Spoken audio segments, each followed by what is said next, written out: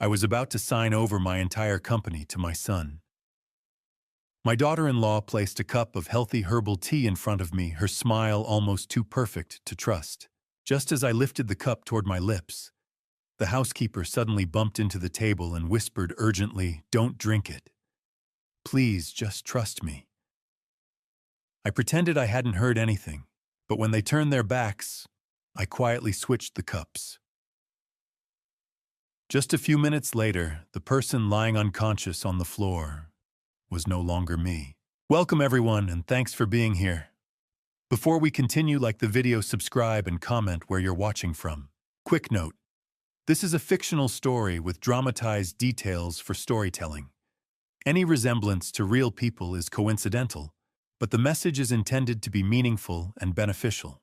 The porcelain rim of the teacup was cold against my lip, but the steam rising from Lillian's special blend carried a cloying sweetness that made my stomach turn before I even took a sip. I, Thane Garrison, at 71 years old, still stood as the active CEO of Garrison Land Holdings, a company I built from nothing into a $31 million empire. Lately, however, my grip on that empire had felt like it was slipping through a thick, unnatural fog. It was a cognitive haze that seemed to have descended upon me with surgical precision, coinciding perfectly with the moment my daughter-in-law had insisted on taking over my morning tea ritual to help with my health. I sat at the head of my mahogany table in Highland Park, the weight of my legacy resting in a single fountain pen. My son, Merritt Garrison, a 44-year-old man who served as my VP of Finance, walked into the study with a tight smile that did not reach his eyes. He tapped his pen rhythmically on the unsigned succession papers, the sound echoing like a countdown against the polished wood. Beside Merritt stood his wife, Lillian, a 39-year-old woman whose beauty was as sharp and cold as a surgical blade. She watched my every movement with a fixed, expectant grin that felt more like a predator marking its prey. Just a signature, Dad Merritt urged, his voice smooth, yet betraying a frantic edge. "Then you can finally rest." Lillian nodded her hand, hovering near my shoulder. "Drink up, Thane," she whispered. "It is the herbal blend I told you would help with that brain fog. Have you ever looked at your own flesh and blood and realized you were looking at a stranger wearing your son's face?" I stared at Merritt, wondering when the boy I raised had been replaced by this man who looked at me like a hurdle rather than a father. The pressure in the room was suffocating a silent demand for my departure from the world I had spent 44 years constructing. I felt the heat of the liquid through the delicate china, yet my blood ran cold. The silver spoon rattled against the saucer, a death knell in a quiet room. The sound seemed to snap the tension for a fleeting second, drawing my attention to the doorway. Leona Ross, my 57-year-old housekeeper, who had been the backbone of this Highland Park estate for 2 decades, stood by the sideboard with trembling hands. She had entered to clear a stray saucer, but she remained frozen, her gaze locked onto the cup nearing my mouth. I noticed her hands were not just shaking. They were vibrating with a primal terror as she looked from the tea to Lillian. Our eyes met for a fraction of a second, and in that moment the calm I had maintained for decades shattered into 1,000 jagged pieces of doubt. "Mr. Garrison," she stammered, her voice thin and brittle. "The documents are getting wet." It was a weak excuse, a desperate attempt to break the trance of the room. I paused the tea just inches from my tongue, the cloying scent now smelling less like herbs and more like an ending. Lillian's eyes flickered toward Leona, a flash of pure, venomous irritation crossing her features before the mask of the dutiful daughter-in-law slid back into place. I felt the shift in the air, a sudden electricity of panic that made the hair on my neck stand up. Leona's shoulder lunged into my peripheral vision, her tray tilting precariously as she let out a choked sound, her body moving with a sudden, uncharacteristic desperation toward my arm. The crash of silver against mahogany was louder than a gunshot in the stifling silence of my study. Leona Ross did not just stumble. She lunged with a sudden desperate violence that sent her heavy silver serving tray catching my elbow with enough force to jar my entire frame. The teacup, that delicate vessel of cloying sweetness I had been seconds away from draining, slipped from my fingers. I watched it tumble in a slow-motion arc, amber liquid splashing across the $31 million succession contracts, like a spreading stain of betrayal. The damp texture of the succession papers warped instantly under the heat.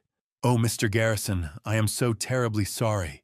Leona gasped, her voice thick with a terror she could barely mask as a clumsy apology. My hand, it just gave way. In the frantic rush that followed, she managed to knock the remaining cups into a chaotic cluster on the sideboard.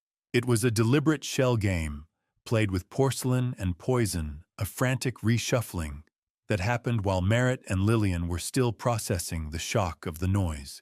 I realized then that Leona's clumsiness was a highly calculated intervention, a primal effort to prevent my immediate death. I watched her eyes wide wet with a desperate fear as she leaned over to blot the table. Under the cover of the clattering silver, I heard her whisper a single jagged word: "Don't. Leona, for God's sake." Merritt's voice tore through the room, his VP of Finance persona evaporating into a snarl of pure vitriol. "Those papers are worth more than your life." He scrambled to pick up the sodden documents, his hands shaking as he tried to shake off the herbal drench. Lillian, her perfectionist mask slipping into a mirror of her husband's irritation, pushed Leona aside with a cold, sharp shove to salvage the situation. Trust is like a pane of glass. You don't notice it's there until it's shattered, and then the shards cut everything they touch. I sat back in my chair, my heart hammering against my ribs, like a trapped bird, realizing that the glass between me and my family had just turned into a weapon. The room was heavy with the scent of spilled herbal tea, an aroma that felt increasingly like a funeral shroud. Lillian was visibly rattling, her controlled grace replaced by a frantic, jagged energy as she tried to reorganize the mess. "Everything is a mess," she snapped, grabbing a linen napkin to dab at her silk skirt. "Merritt, help me with these linens." She paused, her breath coming in short, shallow hitches. "I just need a moment," she muttered, her hand reaching toward the cluster of cups Leona had scrambled. "This tea is the only thing keeping me sane right now." The room felt suddenly cold, as if the Highland Park sun had been blotted out by an invisible eclipse. I watched my tongue a lead weight of frozen observation as Lillian grabbed the only cup left standing in the center, the one she clearly believed was her own safe, unadulterated tea. I said nothing. I couldn't. I watched as my daughter-in-law raised the cup to her lips, and in her desperate need to calm her nerves, drained it to the very dregs. The irony was a physical weight in the air. Lillian, the architect of the poisoning, had just consumed the lethal dose intended for me. She set the cup down with a soft, final click, her pupils beginning to pinprick with an unnatural constriction as she wiped a lingering drop of sweetness from her lip. Lillian reached for the mahogany table, her manicured nails screeching against the polished wood as if trying to catch a sliding world. The soft click of the cup she had just set down was the last moment of normalcy I would ever know in that house. The transition from irritation to agony was instantaneous. Her face, usually a masterpiece of cosmetic perfection, contorted into a mask of pure shock before the first spasm hit. My daughter-in-law's body stiffened with a terrifying rigidity, her back arching so violently that she knocked her chair backward onto the thick Persian rug. A low, guttural sound escaped her throat, a rattle that seemed to vibrate the very air in the study. Her eyes rolled back, leaving only the whites visible as her jaw locked in a silent scream. I stood paralyzed by the sight of the poison intended for me, ravaging the woman who had smiled while serving it just moments before. As she seized Lillian's arm, flailed, and for a second, her fingers clawed toward the tea tray, a desperate, dying accusation. But my son Merritt moved with a grace that felt entirely too rehearsed. He stepped directly into her line of sight, blocking my view, and effectively silencing her before she could point or utter a single syllable of truth. Merit. What is happening? I managed to croak my voice, sounding like it belonged to another man. Lillian, Lillian, move her onto her side, I shouted, as the reality of the collapse finally punctured my shock. Leona, help me. The room descended into a chaotic swirl of motion. The smell of ozone from some electrical short in the air mingled with the cloying medicinal scent of that spilled tea. Benevolence is a shield I have worn for 70 years, but tonight it felt like a burial shroud. I watched my housekeeper, Leona Ross, rush forward, her face a map of absolute horror, though she avoided looking at the tea tray entirely. Within minutes, the heavy silence of Highland Park was shattered by the rhythmic wail of sirens. Blue and red flashing lights danced against the mahogany walls of my study, making the room look like it was bleeding. Paramedics burst through the front doors, their heavy equipment clattering against the marble floor as they swarmed over Lillian's prone form. My focus, however, narrowed to my son. Merritt stood by the window, his smartphone in hand, the cold click of the screen punctuating the chaos. He didn't look at his wife with grief or even fear. He looked at her with the cold annoyance of a man whose business deal had been delayed by a minor technicality. Have you ever seen the exact moment a man chooses a dollar sign over a soul? It does not look like a movie. It looks like silence. Dad, we need to handle the press. Merritt whispered, his thumb hovering over his phone. This cannot leak before the audit. I looked at him, looked at him, and realized the boy I had raised was a stranger. Your wife is dying, Merritt. I said, my voice cold and hollow. The press does not matter. He didn't even flinch. I spotted his thumb hovering over a send button on his screen. He wasn't calling a doctor or an update for the family. He was communicating with someone else about the interruption to our meeting. As the stretcher disappeared into the ambulance, Merritt did not follow. He turned back toward the study, his eyes already searching for the unsigned contracts scattered on my desk. The sliding glass doors of the UT Southwestern ER hissed shut behind me, sealing out the Dallas heat and replacing it with the sterile, recirculated air of a place where secrets go to die. I followed the frantic motion of the gurney, but my mind was stuck in the study back at Highland Park, replaying the way Merritt had looked at the unsigned contracts, while his wife's body was still cooling on the Persian rug. He hadn't come in the ambulance with her. He had followed in his own car, and even now, I realized my son wasn't just searching for lost paperwork. He was already notifying his lawyers to prepare a defense for an unfortunate accident before Lillian had even been wheeled into a trauma bay. I sat in the waiting area, my tailored wool suit feeling like a lead weight against the orange plastic of a chair that had seen too much grief. The smell of industrial floor wax was thick, cloying enough to rival the scent of that herbal tea. Merritt finally arrived, but he chose to pace the far end of the hallway, a safe distance from me. His thumbs danced over his phone screen with a frantic energy that had nothing to do with a husband's concern. I watched him through the dusty reflection in the vending machine glass, noting how he avoided the eyes of every passing nurse, as if they could read the guilt written in his very marrow. He was building a wall brick by digital brick. They are doing everything they can, Merritt, I said, as he paced near enough for my voice to carry. You should sit. He didn't even look at me. I can't sit, Dad. I need to call the legal team. If this gets out before we finalize the succession, the stock will plummet. Is it a sin to look at your own flesh and blood and hope the doctor finds a reason to put him in chains? I wondered if I had ever truly known the man I called my son, or if I had spent 44 years loving a mask of my own design. The fluorescent light overhead began to flicker, with a rhythmic, maddening pulse casting jagged shadows across the tile. Dr. Vance, an ER physician in her late 40s, with a sharp, clinical gaze and a badge that rattled against her stethoscope, approached me with a grim focus. She didn't head for Merritt. She walked straight toward me, her gait purposeful and heavy. Mr. Garrison, I'm Dr. Vance. We've stabilized your daughter-in-law, but her labs are... concerning. Suspicion is a slow-acting acid. It doesn't destroy the structure all at once.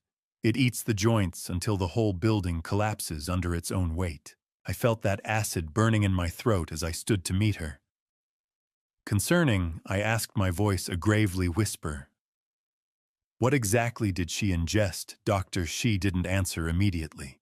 Instead, she signaled a nurse who was pushing a rattling cart.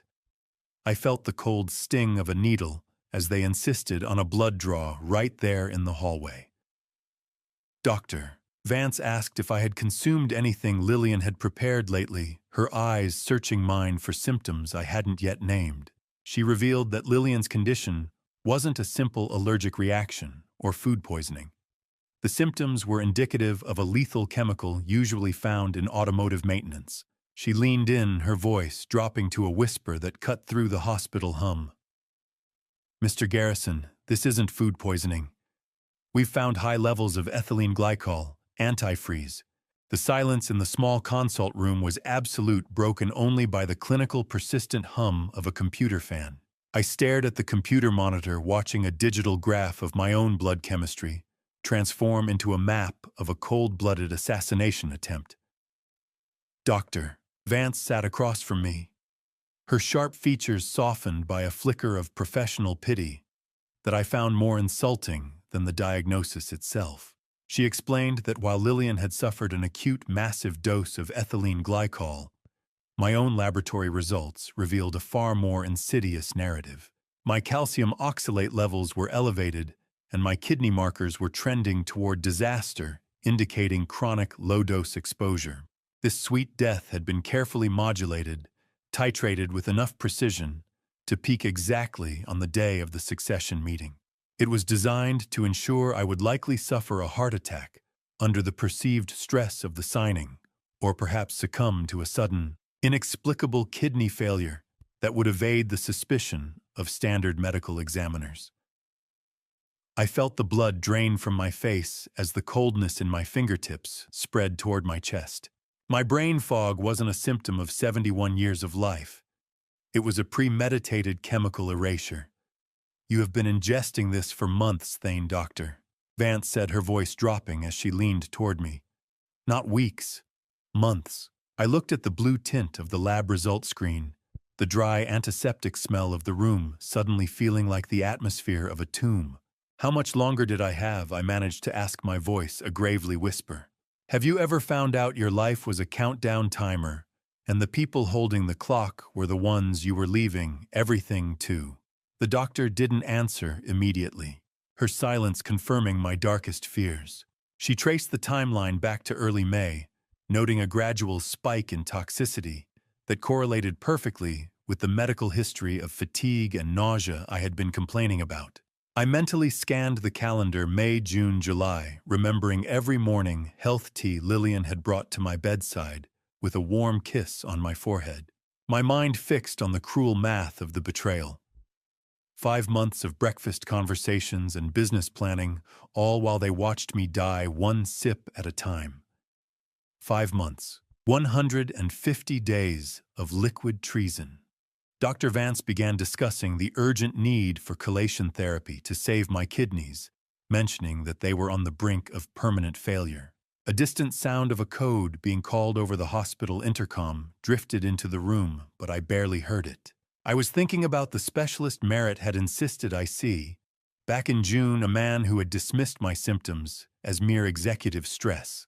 I realized with a jolt of calculating rage that the man had likely been in on the plot, a paid actor in my son's long game.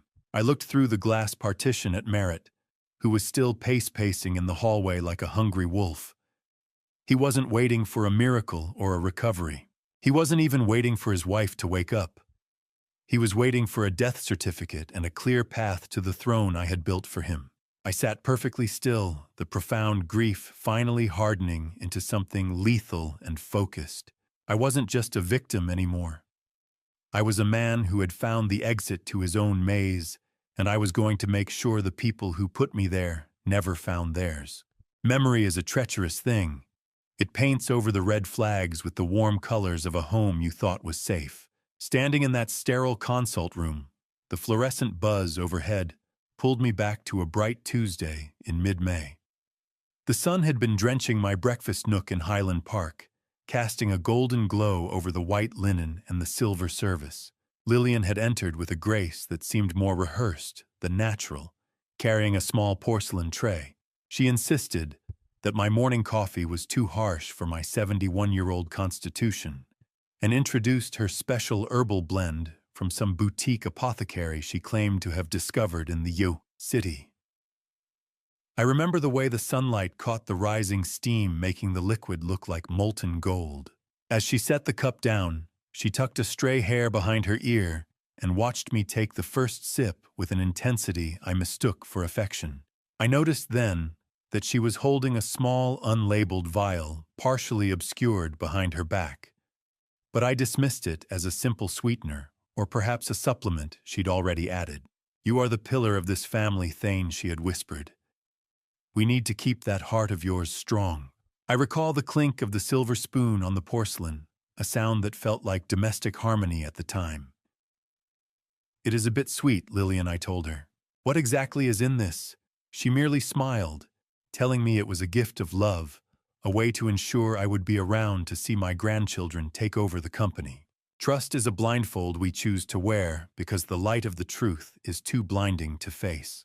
I wore that blindfold proudly, ignoring the faint scent of honeysuckle and something sharper, more metallic, that lurked beneath the herbs. By noon that same day, the world had started to tilt on its axis. I recall sitting in a board meeting at Garrison Land Holdings, the numbers on the projection screen blurring into gray smudges while a cold sweat broke out on my forehead.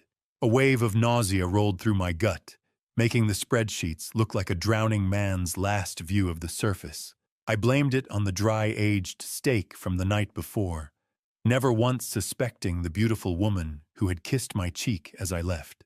I found myself later in my study rubbing my temples in the dim light, feeling a profound exhaustion. Merritt found me there, but instead of calling a doctor, he merely reinforced the narrative Lillian had begun. "It is just the stress of the succession talks, Dad," he'd said, with a dismissive wave. "Drink more of Lillian's tea. It's designed to settle the nerves. A predator doesn't always growl.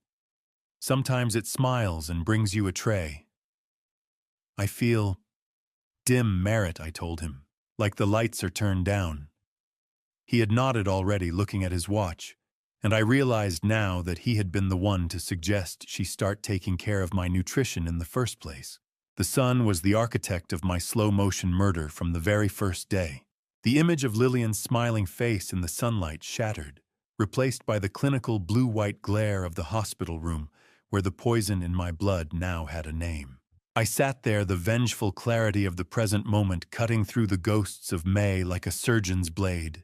I ignored Merritt's questions in the hallway, my footsteps heavy as I searched for the only person in the hospital who had looked at me with fear instead of pity. The clinical blue-white glare of the emergency wing seemed to vibrate against my skin, a cold reminder of the anti-freeze now mapped out in my own veins. I walked past the vending machines and the rows of plastic chairs, heading toward the quietest corner of the hospital. I found Leona Ross sitting in the back pew of the hospital chapel, her rosary beads white-knuckled in her lap. The rough texture of the beads was the only thing grounding her as she sat in the flickering light of the prayer candles. She did not look up as I slid into the seat beside her, the scent of beeswax and cold stone momentarily dulling the hospital's sharp antiseptic bite. For 20 years she had been a shadow in my home, the quiet force that kept the Highland Park estate running. But today I saw her for what she truly was. "You saved me today, Leona." I whispered, my voice a gravely rasp in the hallowed silence. She finally looked at me, her eyes wet and bloodshot. "I have been praying you would come here, Mr. Garrison. I did not know if I could keep the secret any longer." She admitted then that she had been doing more than just watching. For the past 3 weeks, she had been finding excuses to take my half-empty cups back to the kitchen, intentionally diluting the remaining tea with hot water before Lillian could serve me a fresh pot. She had been keeping me alive just long enough for the truth to catch up to the lies. A home is supposed to be a fortress, but I had spent 30 years fortifying a den of vipers. I realized that while I was busy building an empire of land and holdings, I had been blind to the war being waged in my own breakfast nook. Leona reached into the deep pocket of her cardigan and pulled out a small, spiral-bound notebook with Garrison estate supplies written on the cover. I watched her weathered hands, the hands that had served me thousands of meals, and felt a wave of shame for never truly seeing the woman behind the service. She had been the only pillar of truth I had left. Her thumb stroked the worn cardboard, her knuckles white with the terror of what Merritt might do if he found her with this hidden ledger. Have you ever looked at a simple notebook and realized it was the only thing standing between you and a shallow grave? I waited, the chapel silence magnifying her shaky exhale as she finally flipped the cover open to show me the first entry. I started writing things down in May, she said, her voice a brittle thread. Just little things at first. Conversations I overheard when I was dusting the hallway or clearing the silver. Show me Leona, I insisted. I need to see it all. The sound of the spiral notebook's wire binding scratching against her sleeve was the only sound in the room as she turned to the very first page. I expected to see notes about the tea or the vials, but the entry was far more devastating. The blue ink on the first page was smudged, but the words were clear. May 10th. Merritt said the old man is living on borrowed time. It was a recorded fragment of a conversation between my son and his wife dated weeks before the first symptoms even appeared. The flickering prayer candles in the chapel cast long dancing shadows, but they were nothing compared to the darkness Leona described lurking in my own kitchen 4 months ago. I sat in the heavy silence staring at the blue ink of her notebook while she recounted a humid morning in late September. She had been emptying the trash in my study move by move, a routine task that suddenly turned into a discovery of a map to my own grave. Among the discarded investor reports and crumpled drafts of succession plans, she found several sheets of paper covered in highlighted medical text. She described the crinkle of scavenged paper as she pulled them out, her heart hammering against her ribs like a trapped bird. There were detailed descriptions of end-stage renal failure and the specific chemical properties of ethylene glycol. I saw the words lethal dose circled in red ink. Mr. Garrison. She whispered, her voice barely audible over the crackle of burning beeswax. It wasn't a mistake. Someone was studying how to dismantle you. Why didn't you bring those papers to me then? Leona, I asked, a wave of sickening realization washing over me. Because I found out they came from Merritt's private office computer. She said, her eyes meeting mine with a pained intensity. Not Lillian's. Your own son was the one doing the research. Before she could even process the horror of what she held, a shadow had fallen across the study doorway.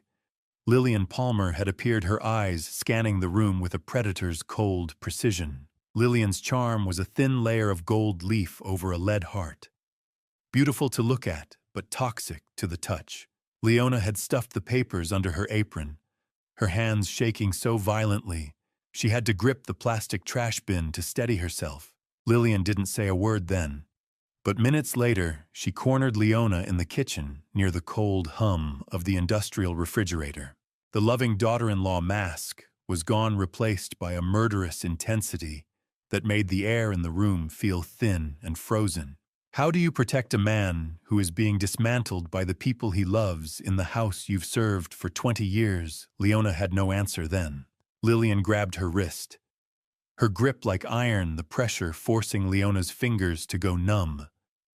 You're a very old woman, Leona, Lillian had whispered, her face inches away. It would be so easy for you to have a fall, just like Thane is about to have. I was just doing my job, Mrs. Garrison. Leona had stammered, terrified that the research papers would slip from her apron. I didn't see anything. But Lillian wasn't finished. She revealed she knew about Leona's daughter and her past struggles, threatening to use Merritt's legal influence and wealth to ruin the girl's career and life if Leona ever breathed a word of what she suspected. Lillian leaned in so close. Leona could smell the expensive mint on her breath an aroma that would forever be associated with a death threat. She hissed a final warning that stopped the blood in Leona's veins. "If he doesn't die of the tea, Leona, you'll be the one to go first." I looked at the weathered woman sitting beside me in the chapel and felt a debt that no amount of garrison money could ever truly repay. She had lived in a state of constant whispered terror for months, all to keep a drop of tea from being my last. Leona's hand shook as she pulled a burner phone from the lining of her cardigan, the small screen glowing like a coal in the chapel's dim light. I leaned in the cold hardness of the wooden pew, biting into my spine as she navigated to a saved audio file. The recording began with the hollow metallic echo of my own kitchen, a place I once associated with the safety of family breakfasts. Now it was a crime scene captured in real time. Lillian's voice came through first sharp and clinical, discussing the final dose of antifreeze needed to trigger my kidney failure without alerting the coroner. "It has to be the morning of the meeting." "Merritt," she said, her tone as casual as if she were ordering groceries. "The stress will mask the initial nausea. One more week of the tea, and he will be too weak to fight the succession transfer." I felt the air in the chapel turn to ice. This woman whom I had welcomed into my home and family was describing my impending death as a tedious technical chore. The recording revealed a depth of calculation that made my skin crawl.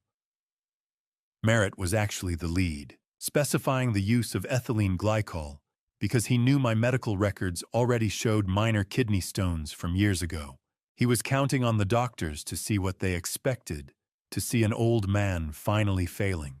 "Do you know what it sounds like when the person you gave life to decides yours is worth exactly $10.5 million? It sounds like static." The crackle of the low-quality audio file filled the space between me and Leona, drowning out the distant rhythmic drip of a hospital IV somewhere nearby. Then the voice I had loved for 44 years entered the conversation. Merritt did not sound hesitant or coerced. He sounded impatient, his heartbeat's steady laugh cutting through the room like a serrated blade. He asked if the insurance policy was ironclad, chuckling when Lillian mentioned how easy it was to manipulate the old man. "He thinks he is building a legacy." Merritt said, his voice dripping with a casual, predatory arrogance. "He is just building my bank account. Make sure the sweet tea is extra sugary that morning. I do not want him tasting the additive." Hearing my only son refer to me as a hurdle to be cleared for a payout broke something inside me that may never be mended. My son. My only son. My executioner. My grief was deep and soul-crushing, but beneath it a new, jagged resolve began to harden. Leona watched me, her eyes wet with shared pain, as the recording captured the final, sickening clink of glasses as they toasted to a future bought with my blood. The audio cut to a separate, shorter clip, where Merritt's voice became even more hurried. He admitted to Lillian that he had been systematically stealing from the Garrison Landholdings accounts for years, not months, and that my death was the only way to bury the paper trail forever. The red flags I had ignored were not just mistakes. They were the scaffolding of my own gallows.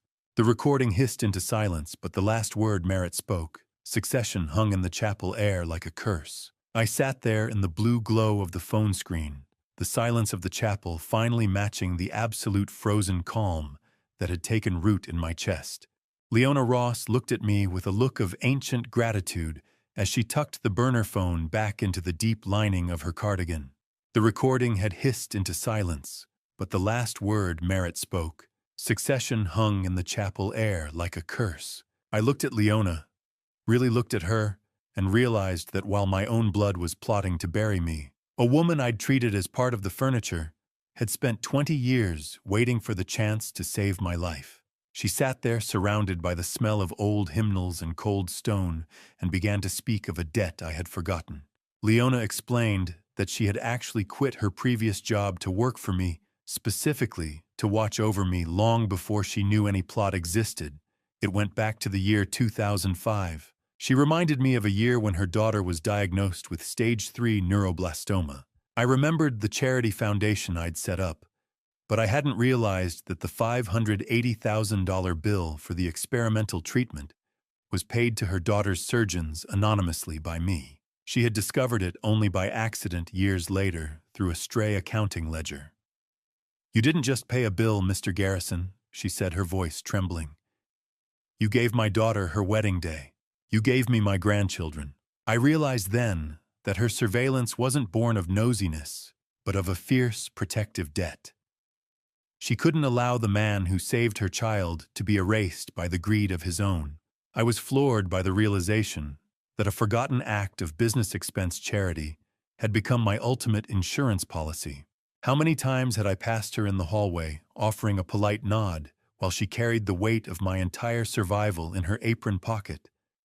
I felt a profound, humbling connection to this woman, a bond forged in a history I had treated as a line item on a tax return. The heavy oak doors of the chapel swung open, and a woman entered. Detective Simone Reyes, a seasoned 52-year-old investigator with the Dallas PD, walked into the hospital chapel with her badge catching the dim light. Her heels clicked rhythmically against the stone floor, a sharp, authoritative sound that broke the spell of the candlelight. She wore a vibrant blue suit that looked strikingly out of place against the somber church benches. She looked at the burner phone in Leona's hand, and the look of cold iron in my eyes, immediately sensing that this was no longer a simple medical inquiry. The badge on Reyes's belt caught the light. The game of tea and smiles was over. "Mr. Garrison, I'm Detective Reyes. The ER physician mentioned some irregularities in your tox screen." I stood to meet her, the wisdom of 71 years coalescing into a single sharp intent. "Irregularities is a polite word for murder, detective," I replied. "We have much to discuss." Reyes didn't just come because of the hospital call. She revealed she had been tracking Lillian under a different name for a series of suspicious deaths in other states. She took my phone, looking at the photo of my daughter-in-law on my lock screen, and narrowed her eyes with a chilling recognition. "That's not Lillian Palmer, Mr. Garrison," she whispered. "That's a ghost we've been chasing since Arizona." I walked from the chapel back toward the main hospital wing, following the steady, authoritative click of Detective Reyes's heels on the tile. The shock of her revelation about Lillian hung over me like a heavy mist. But as we walked, my mind drifted back to the moment the internal alarms first sounded. A man who has spent 44 years developing real estate learns to trust the foundations, but my own body was telling me that the soil beneath my feet had turned to poison. It was a Tuesday in mid-September when I woke up with a copper-heavy metallic taste coating my tongue, thick enough that I could almost feel the weight of it. I sat on the edge of my bed in Highland Park, the luxury of the room suddenly feeling like a gilded cage. At first, I tried to convince myself it was just a byproduct of the heart medication Merritt had insisted I take, claiming the cardiologist was worried about my palpitations. "Thane, you are just working too hard," I told the man in the mirror, knowing even then it was a desperate lie. "The fog isn't in my head," I whispered to the empty room. "It is in the cup." My business instincts, the same ones that had spotted bad deals and structural cracks a mile away, finally turned their cold, analytical lens toward my own family. It was a sickening transition from father to investigator. I looked at the morning sunlight hitting my mahogany nightstand and felt an icy clarity. I was being dismantled from the inside out, piece by piece, by the people who called me dad and darling. Do you know what it feels like to pay $10,000 to have strangers hide cameras in your own bedroom so you can watch your son betray you? It is a specialized kind of grief that tastes of shame and necessity. Without telling a soul, I contacted a high-end private security firm under the guise of upgrading the estate's technological assets. They arrived on a night when Merritt and Lillian were at a charity gala, moving with the efficiency of ghosts. I felt the cool mahogany texture of the moldings as they installed pinhole lenses that were virtually invisible to the naked eye. They worked in the vents behind the books in the study and near the kitchen island. I watched them wire the feed to an encrypted server hidden in a false wall, feeling like a spy in my own home. I wanted total coverage, I told the lead technician. High definition. Audio included. Especially the study. He assured me that discretion was their specialty and that my family would never know they were there. The smell of new electrical wiring and the faint, constant hum of the hidden server became the new background noise of my life. The red light on the server flickered. The hunt had begun. As the security team was packing up, one of the technicians paused, staring at a framed photo of Lillian on the hallway table. He mentioned, almost as an afterthought, that he recognized her from a high-stakes security job he'd done in Phoenix years ago. He seemed confused, noting that back then her name had been something entirely different. The revelation sat in my gut like lead. As the team finally left, I sat in the darkness of my study, the cold glow of a tablet screen illuminating my face. The first live feed appeared, and my heart stopped as I watched Lillian entering the kitchen with a small, clear bottle in her hand. The first night of recorded footage on my tablet had been enough to freeze my blood. But the realization that I had to return to that house to retrieve the primary source felt like walking back into a crypt. I gripped the silver hard drive so tightly that its sharp edges bit into my palm, a small physical pain to ground me against the psychological wreckage of my son's betrayal. I returned to the Highland Park estate under the cover of a thick, swirling morning fog that made the limestone walls look like they were weeping. I moved like a ghost through the halls I had once walked with the pride of a man who had earned every square foot. Now the luxury was just a facade for a crime scene. I had taken extra precautions beyond just lenses. I had the security firm install a remote kill switch for the house's smart locks. If Merritt or Lillian tried to run, I could turn my own home into their prison with a single tap on my phone. I reached the library and accessed the hidden server tucked behind the false wall of leather-bound classics. The hum of the cooling fans sounded like the heartbeat of the house's secret guardian, the only entity in this building that wasn't lying to me. I transferred the last 3 weeks of footage onto an encrypted drive, my hands steady, despite the bile rising in my throat. Every megabyte that pulsed through the cable was another nail in the coffin of the man Merritt had become. "You built this house to be a sanctuary, Thane," I whispered to the shadows. "Now it is a witness.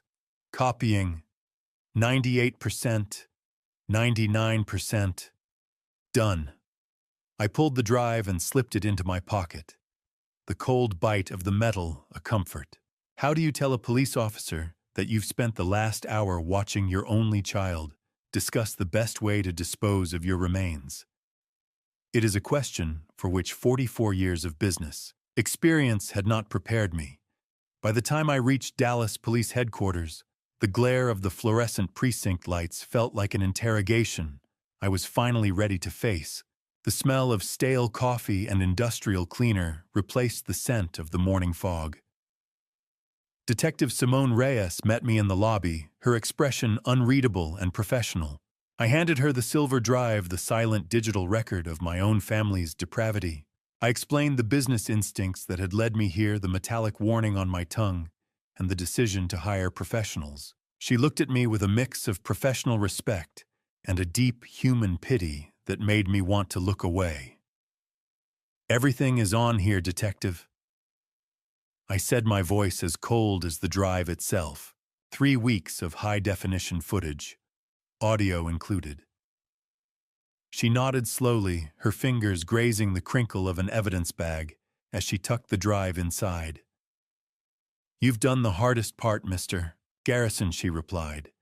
"Let us handle the rest." The silver drive was cold, a digital iceberg that would sink their ship.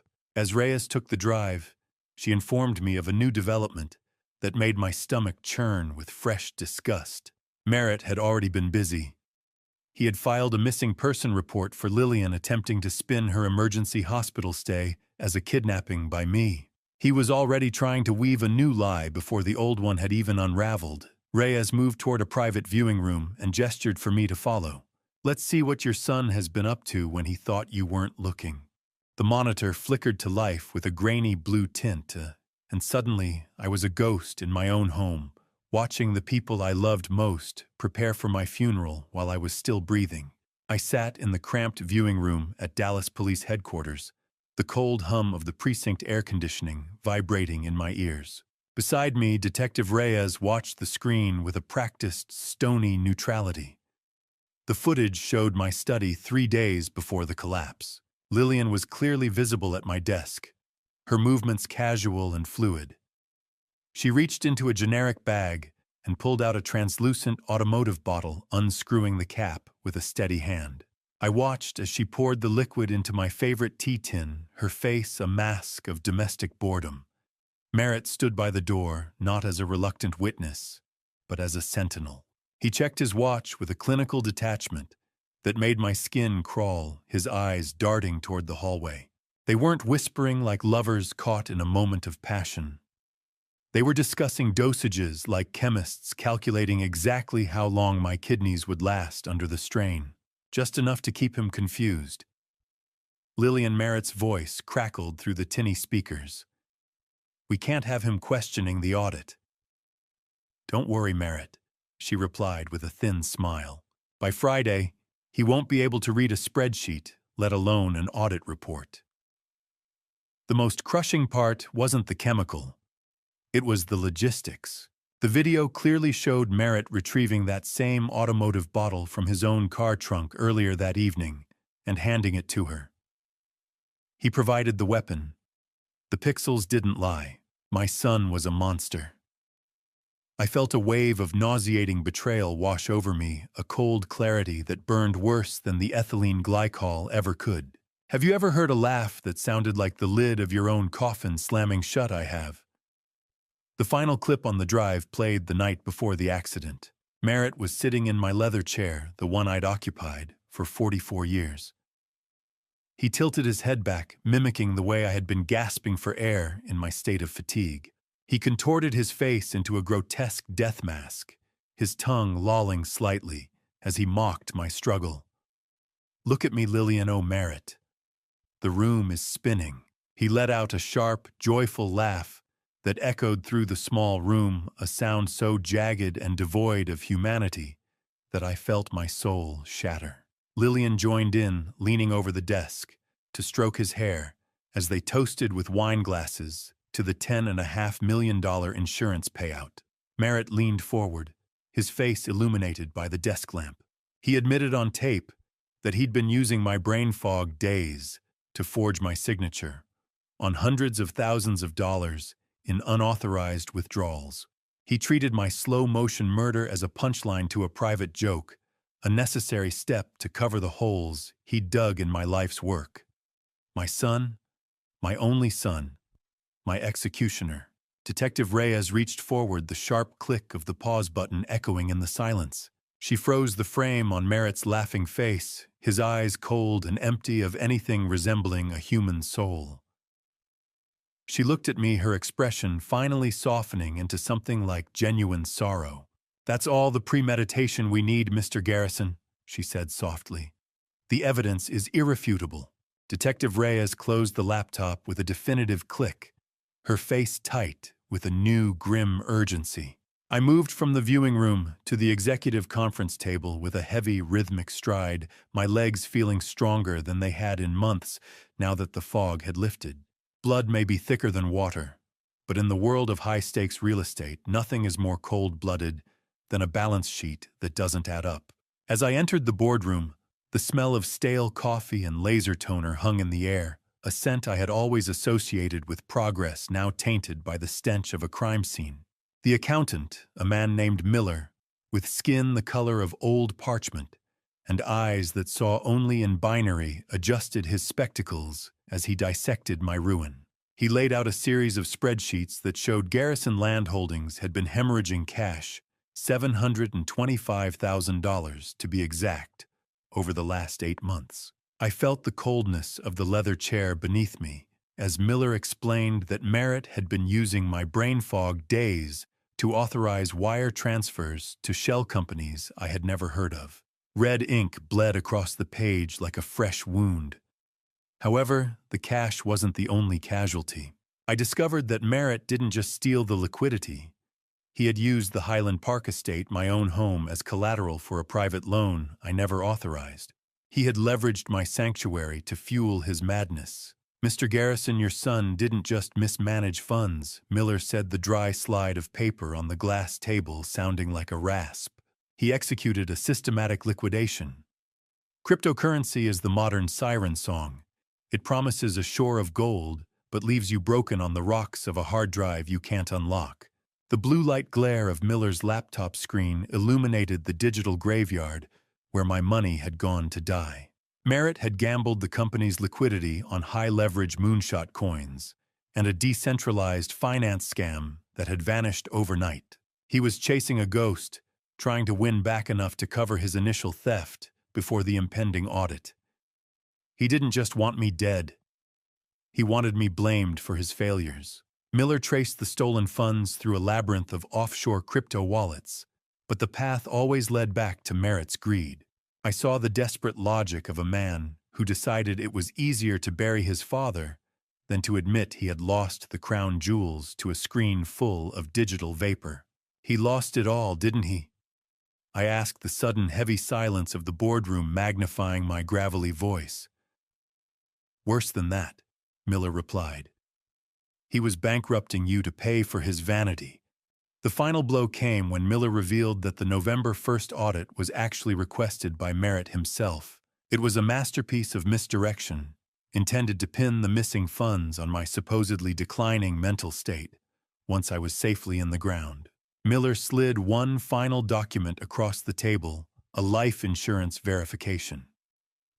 This wasn't just about covering the theft, Mr. Garrison. This was about a $10.5 million jackpot. I stared at the document, the weight of the betrayal settling into a sharp, lethal clarity.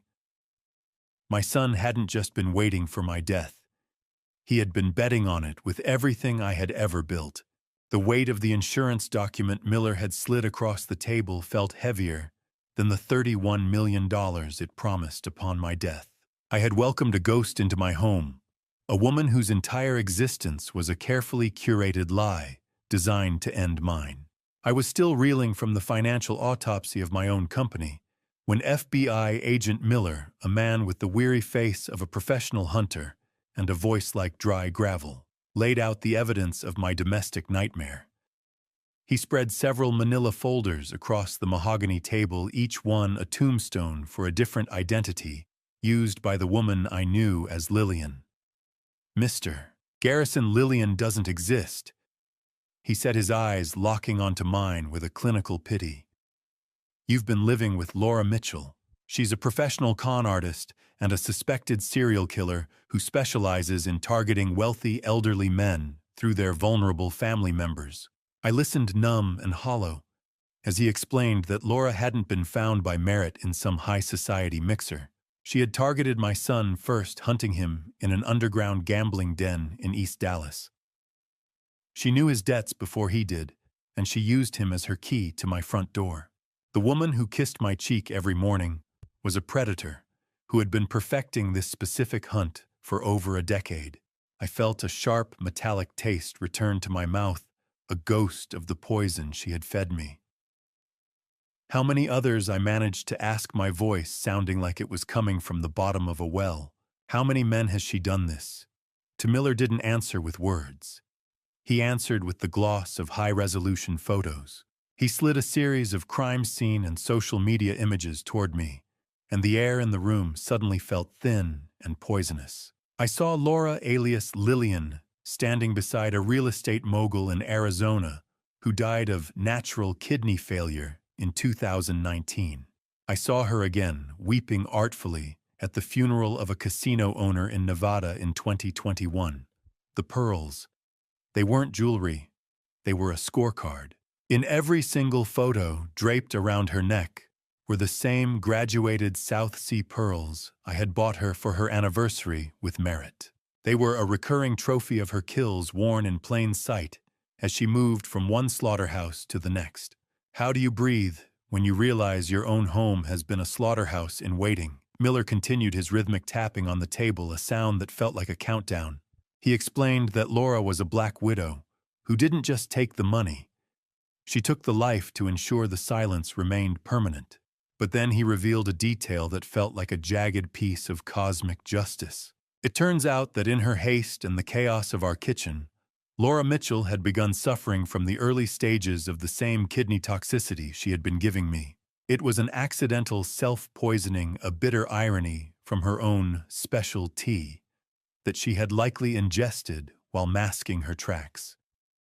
"My God," I whispered, staring at the gallery of victims. "She's wearing the pearls in all of them." Miller tapped a final photo, a hidden notebook found in Lillian's safe during a preliminary sweep. It was a list of targets. My name was at the top, written in her elegant script, but as my eyes traveled down the page, my heart stopped. My son's name was right beneath mine, marked with a date only 2 months away. I had barely processed the fact that my son was on a serial killer's target list when the phone on my desk rang, carrying the voice of a man who dealt only in the cold finality of death and premiums. I sat in the executive office of Garrison Land Holdings, the room smelling of expensive leather and dust, while the images of Laura Mitchell's previous victims still burned behind my eyelids. Arthur, my insurance agent of 30 years, spoke with a voice that usually sounded like comfort, but today it sounded like a death warrant. He sounded confused, his usual professional polish replaced by a stuttering urgency. "Thane, I'm calling because Merritt seemed... Well, he was quite insistent that we have the 10.5 million ready by Monday," Arthur said. I felt my grip tighten on my pen, the rhythmic tapping against my glass desk, stopping instantly. "He told you I was dying." Before the doctors even finished the tox screen. My voice was a gravelly whisper that seemed to disappear into the vacuum of the room. Arthur's silence was my answer. He revealed that Merritt had called the office less than 48 hours after Lillian's collapse, not to inquire about coverage for her medical bills, but to expedite the processing of my life insurance policy. He had claimed my death was imminent due to a sudden aggressive renal failure, the very diagnosis the antifreeze was designed to produce.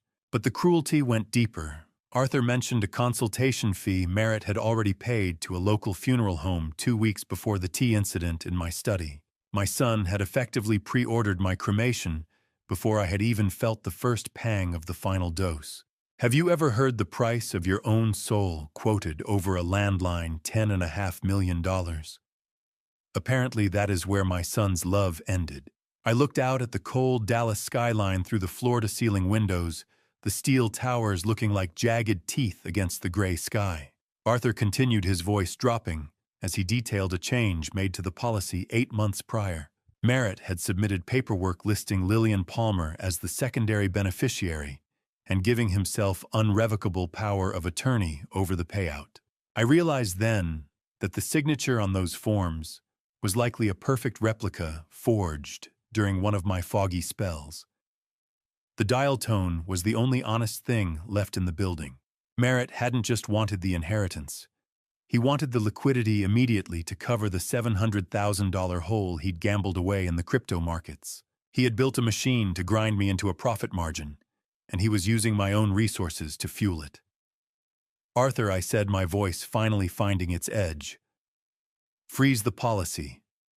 Now. Do not let a single cent move." He told me then that Merritt had used my own signature stamped from a device he'd seen Merritt use before to authorize the payout expedition. I sat in my high-backed chair, the weight of 71 years, feeling like a suit of armor rather than a burden. I stood up the chair, rolling back with a sharp, piercing screech on the hardwood. It was time for the old man to show his son exactly why he had built an empire in the first place. I wasn't just a father anymore. I was the primary obstacle, and I was about to become Merritt's greatest mistake. The morning of October 20th arrived with a sterile cutting clarity.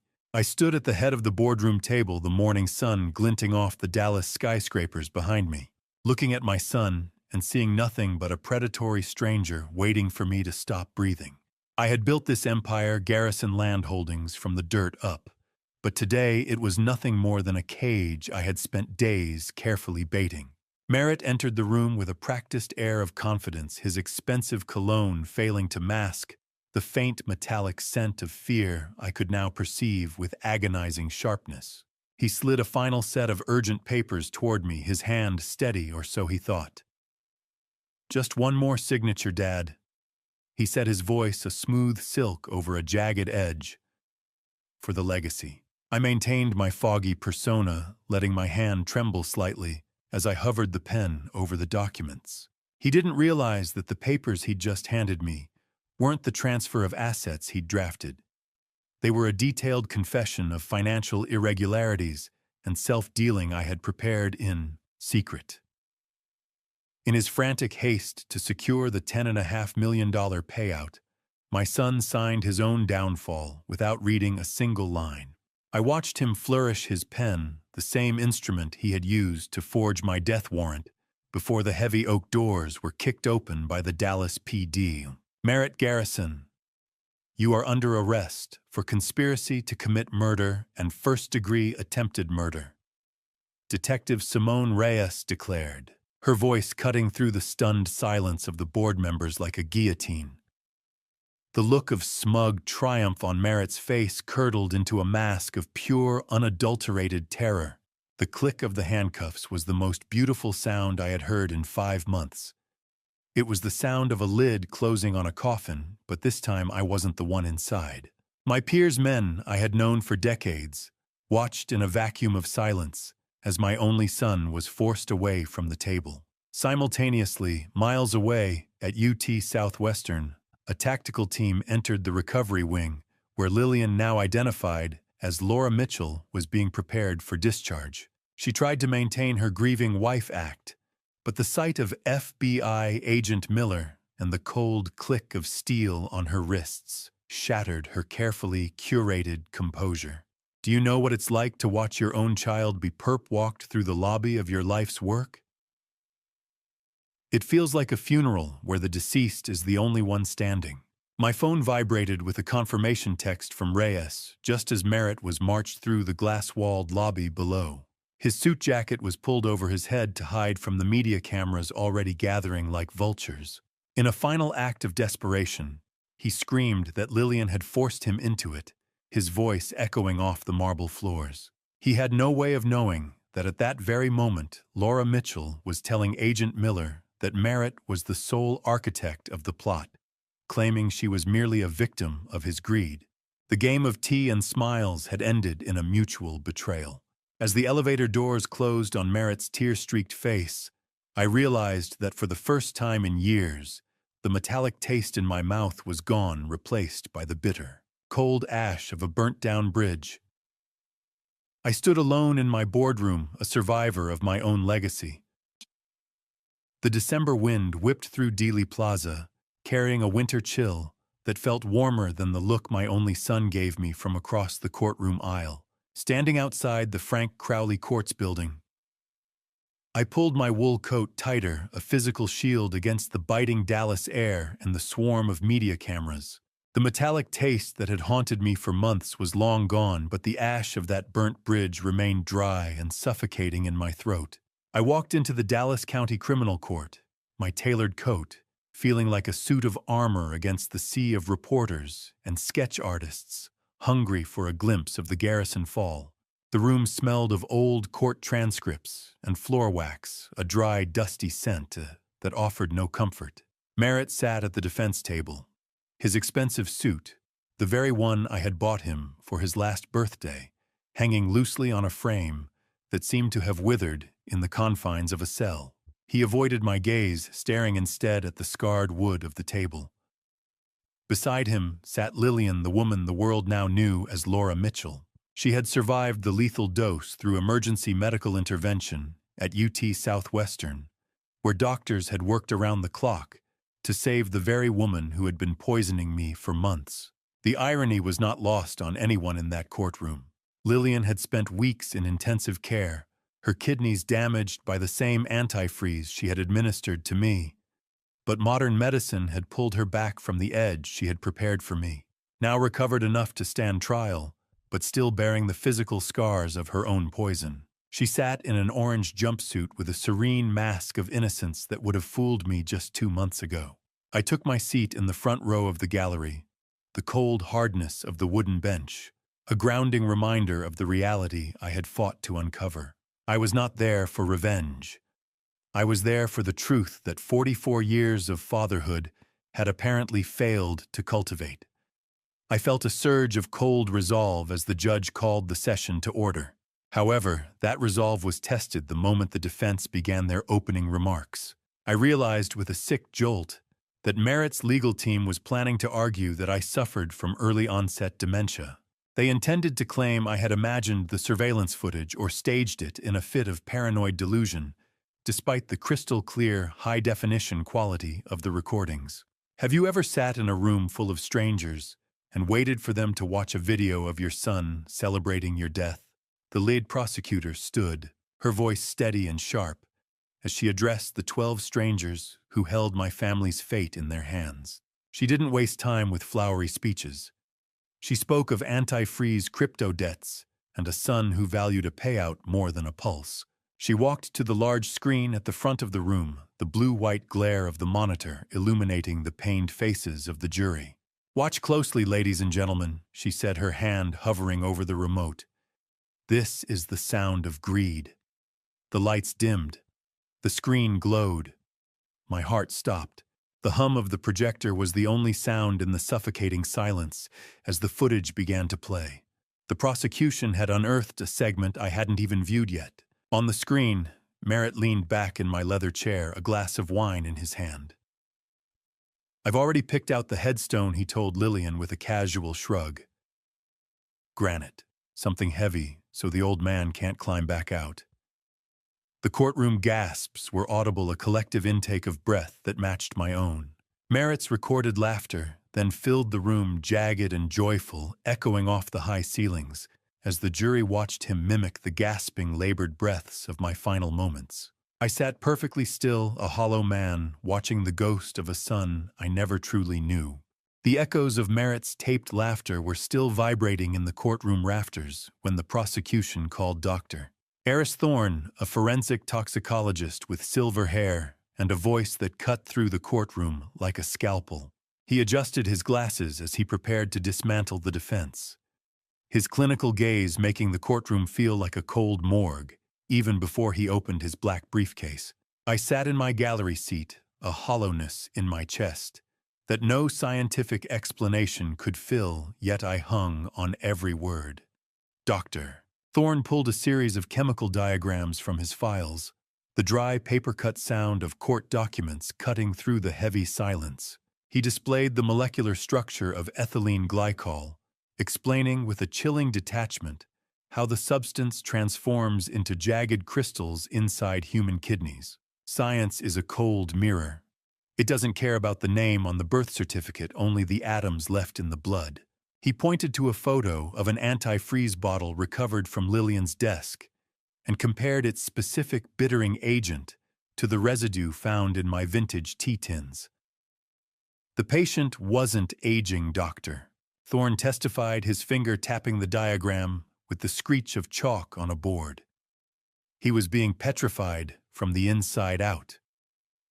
This wasn't an accident, Your Honor. It was a titration of death." I watched the jury's faces turn from confusion to a sickened clarity as they realized my morning ritual was actually a slow-motion execution. The scientific horror of it all felt like a physical weight pinning me to the wooden bench. My own flesh and blood had been counting the crystals. The atmosphere shifted from clinical to visceral as the next witness was called. Brandon, a 35-year-old ex-con, with a face mapped by hard choices and eyes full of a strange, fierce loyalty, walked to the stand with a heavy tread. I remembered him from a decade ago. I had paid for the surgery that saved his life after a workplace accident when no one else would. I discovered in that moment that my survival had been a collective effort of those I had helped. Brandon didn't just warn Leona Ross. He was the one who had provided the high-end pinhole cameras I used, acting as a secret guardian for months. Have you ever found out that your life was saved by a man you'd forgotten? While being hunted by the man you'd given everything to, Brandon's voice had a jagged edge as he described how Lillian, under her Laura Mitchell alias, had approached him to stage a reckless driving incident for me. She wanted it to look messy and profitable, he testified, glancing briefly at me with a nod of respect. I couldn't kill the man who gave me a second chance, so I gave him one instead. Merritt's lawyer lunged to his feet with an objection, but the judge overruled him. Her eyes fixed on Brandon. The ex-con leaned forward, his hands gripping the edge of the witness stand. He revealed the final, most desperate layer of the plot. Brandon testified that Merritt had personally offered him a substantial cash bonus to ensure my body was cremated immediately after the staged accident. The goal was to incinerate any trace of the toxins that had already begun to accumulate in my system. Brandon pointed a scarred finger directly at Merritt and whispered, "He didn't just want the money. He wanted to make sure there was no evidence left to bury." Leona Ross walked to the witness stand, not with the gait of a housekeeper, but with the measured, heavy tread of a woman who had spent 5 months carrying the weight of my survival in her apron pocket. The rustle of her navy dress was the only sound in the courtroom. As she took the oath, her eyes briefly meeting mine with a flicker of ancient, shared understanding. She didn't look at Merritt, who sat just a few feet away, his face a pale mask of anxiety. Leona began to detail the agonizing 5 months of secret surveillance, her voice trembling, as she described seeing Lillian add an unlabeled sweetener to my morning tea. She produced the small spiral notebook I had seen in the chapel, the scratchy sound of the pages turning amplified by the courtroom microphones. She read aloud the dates and my corresponding symptoms, the dizziness that began in June, the tremors that gripped my hands in August. I watched the jury hang on her every word, their expressions shifting from skepticism to a deep, visceral shock. Loyalty isn't a paycheck. It's a debt of the soul that never carries interest, only gravity. I realized that while I had treated her as part of the architecture of my life for 20 years, she had been my silent sentinel guarding me against the predators I had raised. She even revealed that she had contacted my son's childhood nanny, discovering a long history of cold, calculated cruelty that I had willfully ignored in my pursuit of a legacy.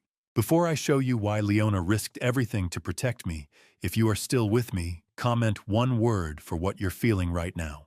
Please note what follows contains recreated details for narrative purposes. The message is what I hope stays with you. If this crosses your comfort line, you are free to stop here. The prosecutor asked the question that had been burning in the room: why stay, why risk a fall or a ruinous legal battle? Leona looked directly at the jury, her eyes finally welling with tears. She spoke of 2005, the year her daughter was diagnosed with stage 3 neuroblastoma. She described the crushing weight of a $580,000 medical bill and the miracle of an anonymous donor who settled it in full.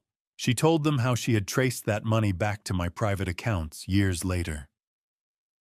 "Mr. Garrison didn't just pay a bill," she said, her voice finally breaking. "He bought my daughter's future. He gave me my grandchildren. I was just returning the favor. Have you ever found out that your greatest protection was an act of kindness you'd forgotten 20 years ago?" I sat there, the wetness in my own eyes blurring the sight of my son's defense team falling into visible disarray. Kindness is a circle, and mine had finally come back around to save my life. As Leona finished her testimony, the judge allowed a rare moment of public acknowledgement before he could reach for his gavel. The gallery, filled with several of my own board members and strangers alike, stood in a wave of spontaneous, thunderous applause. The sharp wood-on-wood crack of the judge's gavel eventually cut through the noise, but the damage to the defense was already done. Merritt sat frozen in his seat, his face a white mask of pure, impotent rage as he realized that the housekeeper he had threatened had just sealed his fate with a story of a debt he could never understand. I adjusted the cuff of my shirt, the silk sliding against my wrist, with a whisper of the wealth my son was so desperate to inherit, and stepped toward the witness stand. The silence in the courtroom the following morning was heavy, a physical pressure that seemed to vibrate against the Dallas County stone. I took the oath with a hand that did not tremble, looking directly at the 12 strangers in the jury box instead of the hollow shell of a man at the defense table. Merritt's lead attorney, Pierce Sterling, a man whose expensive smile was as sharp as the legal technicalities he used to bury. The truth approached the podium with a predatory grin. The scent of expensive mahogany and floor wax hung in the air, but Sterling carried the faint, sharp smell of a man who enjoyed the hunt.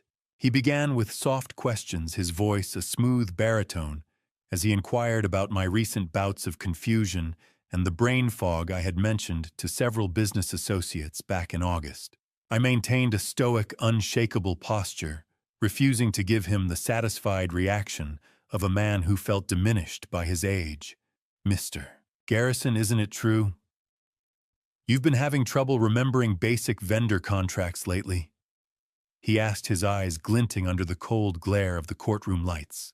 "I remember every contract I have ever signed, counselor," I replied, my voice a gravelly pillar of certainty, "especially the ones involving my son. Have you ever sat in front of a room of strangers and watched a man try to convince them that your own mind is a haunted house you can no longer manage?" The indignity was a slow burn, but I let it fuel my resolve rather than my temper. Sterling pivoted sharply, producing a stack of medical reports that made a dry paper-cut sound as he slapped them onto the podium. I realized with a jolt of betrayal that he was using the very Dr. Merritt had recommended I see in June, a man I now knew was a paid actor in their conspiracy as an expert witness to testify that I was mentally unfit. He read aloud selective phrases like patient reports, cognitive lapses, and signs of age-related decline. The lawyer's voice was a scalpel. He wasn't arguing. He was dissecting. He suggested that the high-definition cameras I had installed were not the result of legitimate suspicion, but the product of paranoid delusions born from a failing mind. "Isn't it more likely, Thane, that your investigation was just the rambling paranoia of a mind in decline?" he sneered, leaning into my space. My mind was sharp enough to catch the man who thought I was too old to notice he was killing me. I countered, my spine a pillar of Dallas limestone. Sterling didn't flinch. Instead, he reached for his tablet and revealed a secret audio recording Merritt had made of me on a peak poisoning night in September. My own voice filled the room, slurred, confused, and begging for a glass of water, while I struggled to remember my own wife's middle name. It was a digital ghost of the man they had tried to create. Sterling leaned in his face inches from mine, his expensive silk tie dangling near my hand, as he delivered the final insult. "Tell the jury, Thane, did you actually see her put the poison in, or was it just another ghost in your head?" The defense attorney's sneer hung in the air like a foul odor, his face inches from mine as he waited for me to stumble. I didn't look at the attorney. I looked at the 12 strangers who held my family's charred remains in their hands, and I felt a calm so deep it was frightening. I allowed a long, measured silence to fill the courtroom, my hand resting lightly on the coldness of the brass witness rail. When I spoke, it was with the projected authority of 44 years of leadership. "You call it paranoia, counselor." I began, my voice vibrating through the quiet room with a clarity that made the attorney blink. "I call it due diligence. It is how I built Garrison Holdings. I should thank your client for that recording. I purposefully acted more confused during those sessions, specifically to lure my son into speaking more openly about the plan while the cameras were rolling. I watched the attorney's smugness evaporate as I systematically dismantled his dementia narrative. I provided the exact chemical name and the precise titration of the ethylene glycol I had heard Merritt discuss on the tape, citing the dates of the Q3 earnings reports I had memorized despite the fog. The only thing failing in that room, sir, was my son's conscience. The blurred faces of the jury began to sharpen as they realized they weren't looking at a victim of age, but at the most dangerous witness in the building. Silence is the heaviest thing you can throw at a lie. I turned my head slowly, the smell of old wood and justice thick in the air, and forced Merritt to finally meet my eyes for the first time in months. He let out a sudden sharp intake of breath, his body shrinking back into his chair. "Merritt, I spent 44 years trying to make you a man. I said the words carrying the weight of a funeral oration. It took 5 months for you to make me a survivor. I told the court that the man who had raised him died the moment I watched the video of him mimicking my death. Gasps for a laugh. I spoke about the death of a father's love, not as a choice, but as a biological reality when the child becomes the predator. You didn't just try to kill my body. You murdered the father who loved you. I watched his face crumble, the entitled mask finally falling away, to reveal a terrified boy who realized he hadn't just lost the money, but the only person who would have ever truly saved him. Have you ever looked at your own heart and realized it had finally mercifully turned to stone? My final act of fatherly love was already in motion, though Merritt didn't know it yet. I revealed to the court that I had already set up a secret trust for the illegitimate child he thought he had hidden from me in San Antonio. I knew more about his life than he ever knew about himself, and even in his betrayal, I had ensured his bloodline wouldn't starve. I stepped down from the stand, the silence in the courtroom so thick I could hear my own pulse. The game of tea and smiles was over, and as I walked toward the exit, I didn't look back at the son I had just buried with my words. 6 hours is a heartbeat in the lifespan of a multi-million-dollar empire, but in the sterile hallway of a criminal court, it felt like an eternity spent watching my own ghost. I stepped down from the stand, the silence in the courtroom so thick I could hear my own pulse, and I didn't look back at the son I had just buried with my words. The hallway of the Frank Crowley building was a cavern of cold marble and echoing judgment. I paced the floors, the rhythmic click of my shoes, a hollow percussion against the ticking clock that would decide if my bloodline ended in a cage. Leona Ross sat on a nearby bench, her rosary beads moving in silent, fervent prayer. She looked at me with a sad, weary grace. "They have been in there a long time, Mr. Garrison," she whispered. I stopped my pacing to look at her. The truth doesn't take long to recognize, Leona. It is the consequences that weigh people down. As we waited, a prosecutor approached me with a startling update. Merritt's mother's family, people I hadn't spoken to in years, had actually contacted the office mid-deliberation. They had offered character evidence against him, fully turning their backs on the man he had become.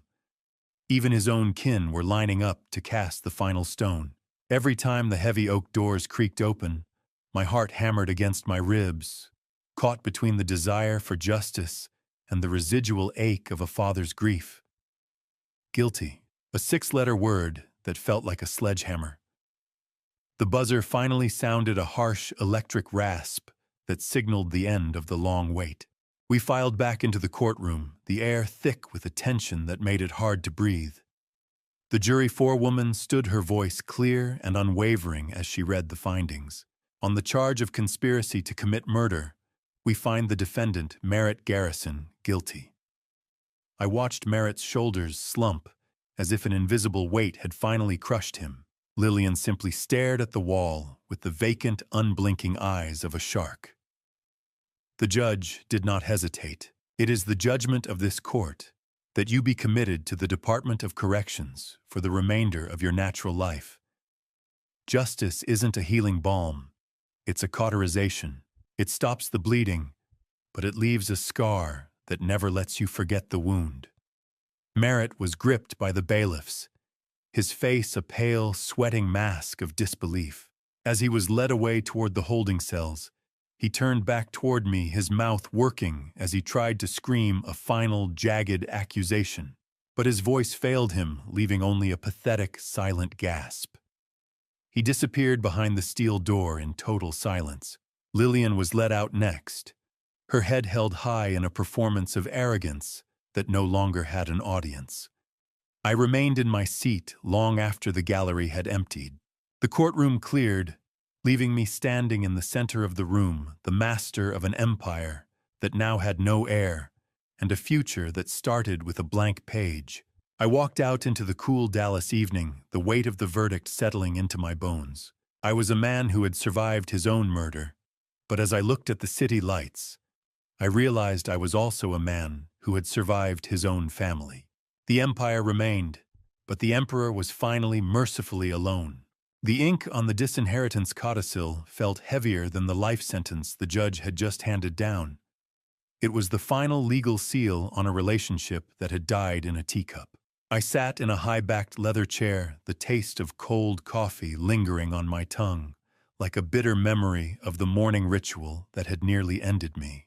My attorney, Elias Thorne, a man who had spent 30 years protecting my assets, now adjusted his glasses as he prepared to erase my son from my legacy. He slid a stack of documents toward me, the smell of expensive legal vellum filling the air. I watched the digital cursor blink on his monitor as we finalized the transfer of my entire estate into an irrevocable trust for elder protection. The $31 million empire Merritt had gambled his soul for was officially out of his reach, forever redirected to save people who looked just like the man he tried to murder. I felt a cold, surgical satisfaction as I gripped my fountain pen. The scratch of the nib against the paper sounded like the closing of a tomb. "He won't get a cent!" Thane Elias said, his voice as dry as the papers he was filing. "Not even for a commissary snack." "Good," I replied, my voice steady and gravelly. "Let him learn the value of a dollar he didn't steal." I added a final provision that I hadn't even told Elias about until that morning. I made Leona the primary manager of the trust. My son's former victim was now his ultimate financial gatekeeper. Have you ever seen a man realize he's traded a kingdom for a cot? It doesn't look like regret. It looks like a trapped animal.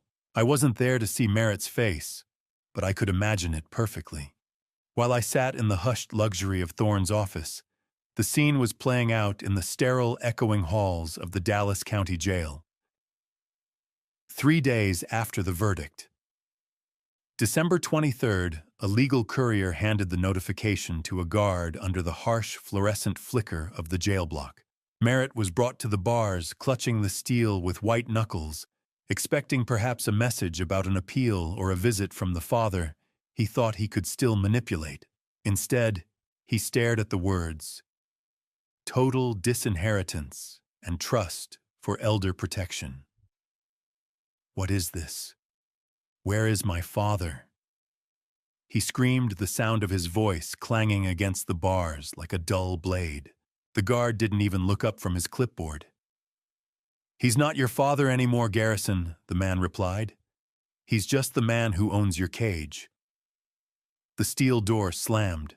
The bank account hit zero. The end. Merritt's world didn't just shrink, it collapsed. As he began to tear at the papers, a final realization hit him like a physical blow. The guard mentioned that Lillian, or Laura, as the state now called her, had already signed a deal to testify against him in her upcoming federal trial. She had traded his neck for a slightly better prison hospital wing, leaving him truly alone in the dark. The sound of Merritt's cot slamming against the bars echoed through the block, a hollow metallic scream of a man who had killed for a fortune and ended up with nothing. I stood up and straightened my coat, feeling the weight of the building finally lifting from my shoulders. The sun was neutralized, but I still had a house full of ghosts to face before the year ended. On the morning of December 28th, the quiet of the Highland Park mansion greeted me like a tomb as I returned to begin the packing. The silence in my home wasn't peaceful. It was a heavy, accusing vacuum that smelled of expensive floor wax and the ghost of the herbal tea Lillian used to brew. I moved through the halls with a roll of packing tape and a stack of cardboard boxes, the hollow echo of my footsteps, mocking the life I had built within these limestone walls. I began in the study, my sanctuary. I reached for the framed photo of Merritt's graduation, then the one of us standing together at the first shovel turn of Garrison Land Holdings. I realized these weren't memories anymore, but evidence of a man I never truly knew. Every object I touched felt cold, as if the house itself had died the moment the first drop of antifreeze hit the porcelain in my cup. Into the bin I whispered, watching 30 years of curated fatherhood slide into a box. All of it. The screech of packing tape being pulled was the only sound in the room, a jagged noise that felt like a surgical strike. "You built a fortress, Thane." I told the empty room, but you forgot to check who was inside the walls. I realized I couldn't live in a monument to my own assassination attempt. It was time to let the Highland Park life go. Is it cruel to refuse a dying man's last wish, perhaps? But Merritt isn't dying. He's just finally living with the person he chose to be. I knew the distraught act he was likely putting on at the jail was nothing more than a strategic move suggested by his high-priced lawyer to influence a potential appeal. Remorse was a language my son had never bothered to learn. The phone in the kitchen rang, shattering the fragile quiet. I walked toward the sound, my hand brushing the coldness of the marble kitchen island, where Lillian once prepared my daily health ritual. I picked up the receiver to hear the muffled, practiced voice of a jail chaplain. He spoke with the forced empathy of a man who dealt in lost souls, telling me Merritt was asking for a Bible and a visit. He told me my son was in a very dark place and was seeking a path to reconciliation before being moved to state prison. I felt a surge of cold iron in my veins, an absolute absence of the warmth I had once felt for my only child. "Mr. Garrison, your son is distraught. He's asking for his father," the chaplain said softly. "Tell him his father died in October." I replied, my voice steady and devoid of heat. He should know. He was the one holding the shovel. The line went dead. Just like the relationship. Before he hung up, the chaplain mentioned that Merritt's only concern during their confession was whether the disinheritance was legally reversible. He hadn't asked about my health or my recovery. He had asked about the money. The final thread of my fatherly obligation snapped with a satisfying silent click. I hung up the phone and looked at the sold sign resting against the hallway wall, waiting for the morning. I was 71, and for the first time in my life, I had absolutely no family, and I had never felt more free. The air in the house finally felt like it belonged to me again. The mallet struck the wooden post with a final echoing thud, driving the sold sign into the frozen Dallas turf like a stake through the heart of my old life. The morning sun hit the red and white wood on the manicured front lawn, casting a long, jagged shadow toward the front door. I stood in the biting winter air, my breath visible in small gray puffs, watching the realtor walk back to her car. She didn't know that the buyer of the estate wasn't another oil tycoon or a tech magnate, but a non-profit organization I had quietly funded through an anonymous offshore shell. By next spring, this $31 million tomb would be stripped of its pretension and turned into a high-security shelter for abused and neglected seniors. I took one final lap through the house, my footsteps sounding hollow and mocking against the naked hardwood. I paused in the kitchen, staring at the spot where the silver tray had once crashed, and felt a strange, cooling lack of anger. The luxury that Merritt had been so willing to kill for was now just a collection of empty rooms and bad memories waiting for a new purpose. "It's just a house," I whispered to the empty vaulted ceiling. It was never a home. I realized then that an empire built on the wrong foundations isn't worth the limestone it is wrapped in. Goodbye, Garrison Manor. I hope the next owners breathe easier here than I ever did. I walked back into the center of the kitchen and tossed the heavy brass keys onto the marble island. Key on marble. A tiny sound for such a massive ending. The metallic jingle marked the end of my tenure as a Highland Park resident, a finality that felt like a bell tolling for a man I used to be. Outside, the neighborhood was eerily quiet. Families gathered around Christmas trees in their own fortresses, oblivious to the man who was leaving everything behind to find something real. I climbed into my car, the leather interior smelling of cedar and new beginnings. The engine purred with a reliability my own flesh and blood never possessed. Leaving Highland Park felt like shedding a skin that had become too tight, revealing a man underneath who didn't need a gate to feel safe. I adjusted the rearview mirror, my hands steady on the wheel. Directly to McKinney Avenue, I told myself, my voice finally carrying the weight of a future instead of a past. Let the ghosts keep the chandeliers. I shifted into gear and began the slow roll down the long gravel driveway. As I reached the heavy iron gates for the last time, I saw something that made me tap the brakes. A single long-stemmed red rose had been tucked into the scrollwork of the gate. Beneath it was a small cream-colored note from Leona's daughter, the girl whose life I had saved with a simple anonymous donation 20 years ago. The ink was slightly blurred by the frost, but the message was clear. Thank you for having the courage to stay. The house vanished from my rearview mirror as I turned the corner onto the main road. I didn't look back. I had a clear road ahead of me, a new office waiting in the heart of the city, and by December 30th, I would be sitting in my first board meeting with people I had chosen, not inherited. I stepped out of the elevator and into a space that smelled of fresh white paint and possibility, a stark contrast to the stagnant air of the mansion I had left behind. 2 days after leaving Highland Park, December 28th, 2025, I stood in the McKinney Avenue office building a glass and steel beacon of the modern Dallas skyline. While my new headquarters was significantly smaller than my old executive suite, the windows offered a clearer, unclouded view of the city I helped build.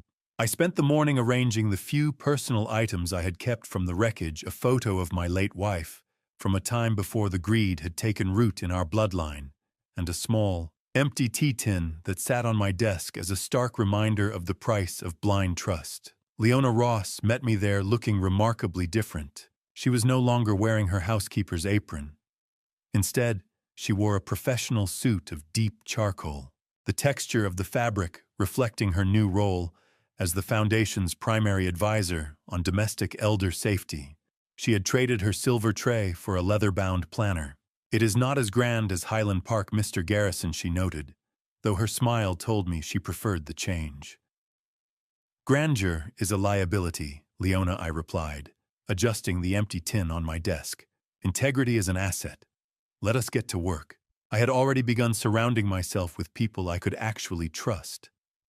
I had hired Detective Reyes's retired father as my head of security, bringing an ally into my inner circle who understood exactly how the hungry wolves operated.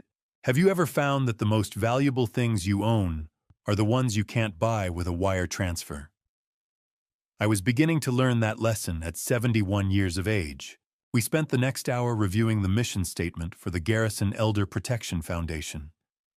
The foundation wasn't just a charity, it was a counterpoison to the world Merritt lived in.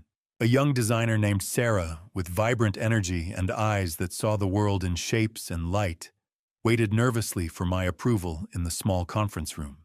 She presented the final options for the foundation's logo on the cool glass of a tablet screen. I bypassed the aggressive corporate symbols of lions and towers, choosing instead a simple interlocking shield and hearth, a symbol of protection within the home. This one, the hearth, I said, tapping the screen. It looks like a place where someone is safe. It is perfect, Sir Sarah replied, her relief evident. I will send it to the printers immediately. Approving that design felt more significant than any multi-million-dollar land acquisition I had ever authorized in my 4 decades of business.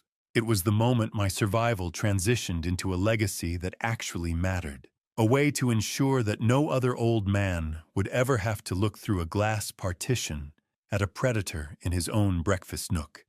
As Sarah gathered her things, a notification chimed on my phone. It was a message from my legal team confirming that our first beneficiary had been selected, the young nurse who had originally flagged my toxic lab results at the hospital. She had been facing a frivolous malpractice suit from a disgruntled wealthy family, and my foundation was going to ensure she had the best defense money could buy. I looked at the finalized logo on the screen and realized that while I had lost a son, I had found a purpose that would outlive us both. We would officially open to the public on January 2nd, 2026, just 5 days away, but the work had already begun. The city hum of McKinney Avenue traffic below felt like a heartbeat, steady and strong. The ink on the logo was barely dry when the first cry for help arrived, proving that the world is full of sons who have forgotten the hands that fed them. The day after we established headquarters, December 29th, I sat in my new McKinney Avenue office, the cold hum of the ventilation, the only thing filling the silence as Leona Ross entered. She didn't carry a silver tray anymore. She carried a manila file that looked deceptively thin for the weight of the tragedy it contained. Leona introduced the case of Arthur Vance, a retired schoolteacher in North Dallas. As I flipped through the pages, the crinkle of bank statements sounded like a death knell. His grandson had been systematically draining Arthur's pension under the guise of investment management. I felt a phantom metallic taste coat my tongue as I spotted the familiar pattern of unauthorized withdrawals and forged signatures. The grandson was using the exact same shell company network that Merritt had used to gut Garrison Holdings. It wasn't just a coincidence. It was a signature. Why is it that the people we would die for are so often the ones who are killing us? I looked at Leona, who stood by the window overlooking the city hum. He thinks he is just borrowing it. Thane, she said, her voice heavy. But Arthur's house is already in foreclosure. I have seen this script before. Leona, I replied, my pulse spiking with an empathetic fury. I know exactly how it ends if we don't rewrite it. I met Arthur Vance in our small consultation room later that afternoon. He was a man of 75, with eyes like faded denim and hands that couldn't stop dancing to the rhythm of his anxiety catching the frayed edges of his shirt cuffs. His hands shook with the same tremors I had felt back in September, a rhythmic ticking that matched the office clock. He defended his grandson with a heartbreaking loyalty, insisting the boy had just hit a rough patch with some cryptocurrency ventures. I saw the same blindfold I had worn for decades, the absolute refusal to believe that the blood you share could ever be toxic. The bank statements didn't lie. They never do. Arthur's success doesn't require stealing from the people who love you. I told him, leaning forward until our eyes locked. That isn't ambition. It is an appetite. I realized then that my role in this new life wasn't just to provide a lawyer, but to be the one person who could look him in the eye and tell him the truth without flinching. Leona told me later that she had found Arthur because his nurse is the sister of the nurse who originally flagged my toxic lab results. It was a secret web of caregivers, a quiet army protecting their charges from the wolves in the family. I felt a surge of protective resolve that I hadn't felt since the trial. I closed the file and looked at Arthur's trembling hands, seeing a mirror of my own past. We are going to get your house back, Arthur. I said, my voice as steady as Dallas limestone. And then we are going to show your grandson what happens when you try to dismantle a garrison. Within 48 hours, our legal team had frozen the grandson's accounts and filed criminal charges. By New Year's Eve, Arthur's foreclosure had been stopped, his pension restored, and his grandson was facing fraud charges in the same courthouse where Merritt had been sentenced. Arthur called me personally on December 30th, his voice thick with tears of relief, to tell me he would spend his final years in the home he had worked 30 years to earn. That single phone call, I realized, was worth more than every dollar Merritt had tried to steal from me. I felt a profound sense of closure. My survival had finally found its purpose. Blood may be a biological certainty, but loyalty is a choice made every single day in the trenches of the real world. On the evening of December 30th, I sat around a reclaimed wood table in the new McKinney Avenue office, the scent of wood polish and aged scotch replacing the heavy, stagnant air of the Highland Park study. This was our first informal board meeting for the Garrison Elder Protection Foundation, and the energy in the room was electric with purpose rather than predatory ambition. Callum, a man in his late 30s with a sharp tech industry mind and eyes that carried the weight of watching corruption destroy families, sat across from me. He wasn't a stranger to this fight I had called him weeks ago, when I first suspected the depth of Merritt's theft, asking him to quietly track the blockchain signatures of the cryptocurrency transactions. Callum had been the one who confirmed my worst fears back in October, tracing the digital breadcrumbs that led to my son's gambling addiction and the massive hole he had dug in the company accounts. He had worked in the shadows, a guardian I barely knew I had, and now he sat in the light as a full partner in this new mission. He didn't just bring enthusiasm to the table. He brought a crisp, $2 million check that he placed on the wood with a quiet, firm sound. I watched him seeing a spark of the integrity I had once hoped to see in Merit, and realized that legacy can be passed to those who earn it, not just those who happen to share your DNA. I was startled when Callum admitted he was actually the anonymous whistleblower who had first alerted the forensic accountants to Merit's crypto theft months ago. He had been tracking the blockchain trail on his own time, sensing a foul play that I had been too blind to see. When you called me in October asking for help, Thane, I already had the evidence compiled. Callum said, his voice steady. I was just waiting for you to be ready to see it. I am not investing in a company, he continued. I am investing in the idea that being old shouldn't mean being a target. I nodded, feeling a deep mutual respect for this man who had acted as a guardian before he even knew my name. Your donation will protect at least a dozen families this year, Callum, I told him. Welcome to the board. A name is just a label. Loyalty is the soul. We spent the afternoon finalizing the operational structure, with Leona Ross providing invaluable insight, while her pen scratched softly on her notepad in the background. As the sun dipped behind the Dallas skyline, casting a warm orange glow through the floor-to-ceiling windows, the other advisors left. It was just Callum, Leona, and me in the quiet office. We shared a bottle of scotch. Not the vintage, overpriced stuff I used to use to intimidate rivals, but something simple and honest. We talked about the genetic lottery and the bitter reality that sometimes the people you share a name with are the ones most likely to stab you in the back. I looked at Callum and then at Leona, who was still organizing files in the corner, and realized I had finally found the family I deserved. We were a collection of broken pieces that had found a way to fit together and make something stronger than the original whole. My father used to say you can't choose your kin, but you can damn sure choose your brothers, Callum said, raising his heavy glass tumbler. I spent 70 years believing in blood, I replied, my voice reflecting a newfound peace. It took 5 months of poison to teach me to believe in people instead. I told them then that I had officially amended the Foundation's charter to give both of them equal voting power. My chosen family would control the legacy even after I was gone. I raised my glass to the window, the city lights reflecting in the amber liquid, and for the first time in my life, I wasn't afraid of what the next generation would do with my name. It is a strange thing to reclaim the very weapon used to destroy you, but tonight the kettle's whistle sounded less like a warning and more like a homecoming. I stood in the small kitchenette of the McKinney Avenue office, watching the water come to a rolling boil inside a simple glass electric kettle. There were no silver trays here, no vintage porcelain tins with hidden additives or deceptive sweetness.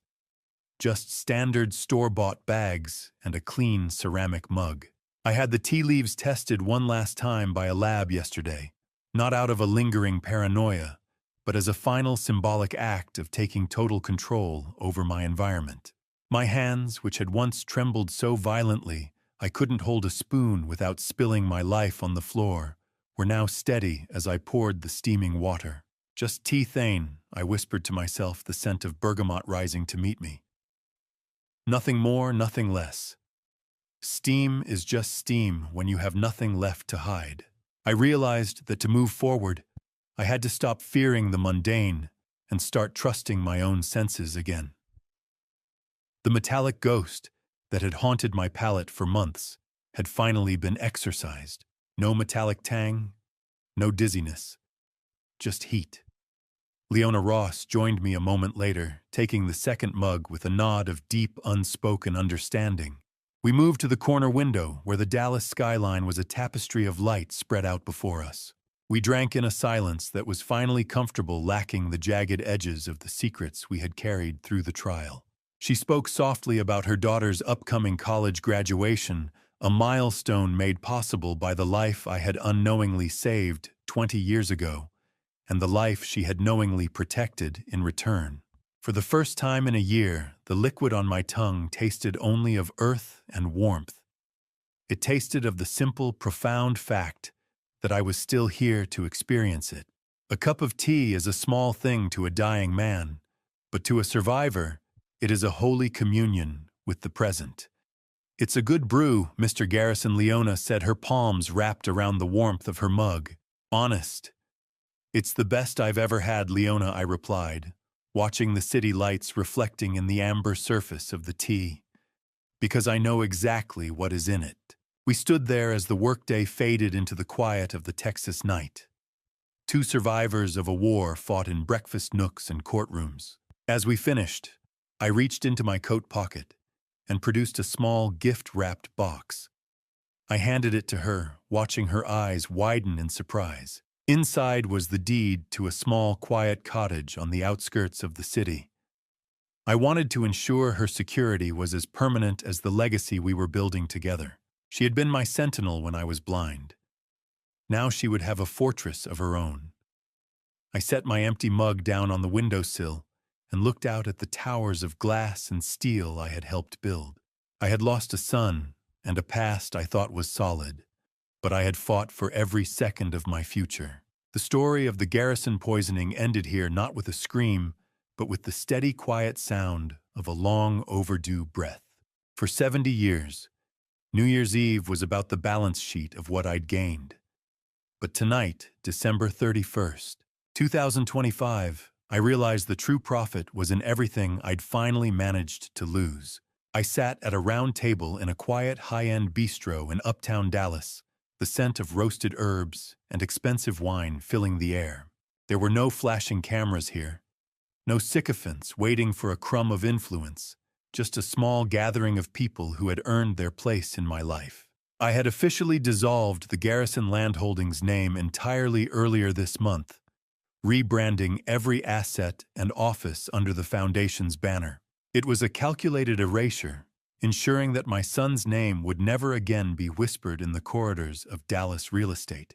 Leona Ross sat to my right, no longer the shadow in the hallway, but a woman whose sharp counsel was the backbone of our mission. Across from me sat Callum and Reyes Sr., a retired patrolman with silver hair and eyes that had seen every lie Dallas had to offer. He had taken over as our head of security, providing a level of relaxed vigilance that allowed me to finally breathe. "You look 20 years younger," Thane Callum noted, raising his glass as the bistro fireplace crackled warmly behind us. "Must be the clean air of McKinney Avenue." "It is the lack of poison, Callum," I replied. "In the tea and in the company." My hands were steady. My heart was full. I was alive. I felt a physical vigor I hadn't known in decades. The tremors were a distant memory, and my mind was sharper than a honed blade. Before the others had arrived, I stood alone by the fireplace and watched a letter from Merritt's lawyers curl into ash in the flames. It had been a pathetic plea for mercy, a desperate attempt to salvage a life he had already forfeited. Seeing the ink vanish was the only response it deserved. The table was filled with genuine laughter and the comfortable clink of silverware, a sound that carried no ulterior motives. We talked about the recovery of Arthur Vance's home and the dozen other cases currently on our docket. Justice is a cold meal, but the warmth of real friendship is the only thing that can truly settle the stomach after such a feast. As the main course was cleared, the city of Dallas began to hum with the distant sound of fireworks being prepared. I glanced at my watch, 11 o'clock, knowing midnight was drawing near. I stood to offer a toast, my grip on the crystal flute firm and sure. "To the family we choose," I said, looking at each of them in turn, "and the strength we find when the masks finally fall." I looked at Leona, acknowledging the silent life-saving debt between us that had transformed into a deep professional solidarity. The bright, clear ring of our glasses clinking felt like a foundational stone being set. "Happy New Year," Thane Reyes Sr. said with a gruff, honest smile. "To a future you actually get to see." The clock struck midnight, echoing through the small bistro, and as the rest of the world looked toward a new year, I realized I wasn't just starting a new chapter, I was writing a completely different book. I sat back down, feeling the steady beat of a heart that was no longer under siege, ready for a tomorrow I had fought to earn. The quiet of the new year was different from the silence of the mansion I had left behind. I stood alone at the office window on McKinney Avenue watching the first sunrise of 2026 bleed over the Dallas skyline. The golden light cut through the glass with a sharpness that I finally had the clarity to appreciate, warming my face as I traced the timeline back to May 15th, the day the first drop of health tea hit my tongue. I realize now that the metallic taste I felt in September was actually my body's instinct, trying to save me a biological alarm I nearly ignored in favor of family loyalty. May was the seed I whispered to the cold glass. October was the harvest. I was being erased one sip at a time. The fog wasn't just in my mind. It was a physical barrier Merritt and Lillian built to keep me from seeing the wolves at the door. Every month of 2025 was a battleground I didn't even know I was fighting on until the very end. The cold touch of the window glass against my forehead helped me anchor the analytical detachedness I needed to view the wreckage. I had spent 70 years believing that building an empire was my greatest achievement, unaware that my greatest trial would be surviving the air I created to lead it. A year is just a circle of the sun, but 2025 was a descent into a cave where the only way out was to light my own house on fire. I moved to my desk, the rhythmic sound of a ticking desk clock marking the beginning of my new tenure. I opened my leather-bound planner, the smell of expensive leather and ink a comfort to my senses. I look at the stark white of the New Year's blank pages compared to the blood-stained entries of the year behind. I reflect on the bridge burning in December, the selling of the estate, the trial, the public disinheritance. And I feel a strange gratitude for the pain. It was the pain that finally woke me up from a 30-year sleep of unearned comfort. Trust is a luxury, I tell the quiet office. Survival is a discipline. The empire is gone.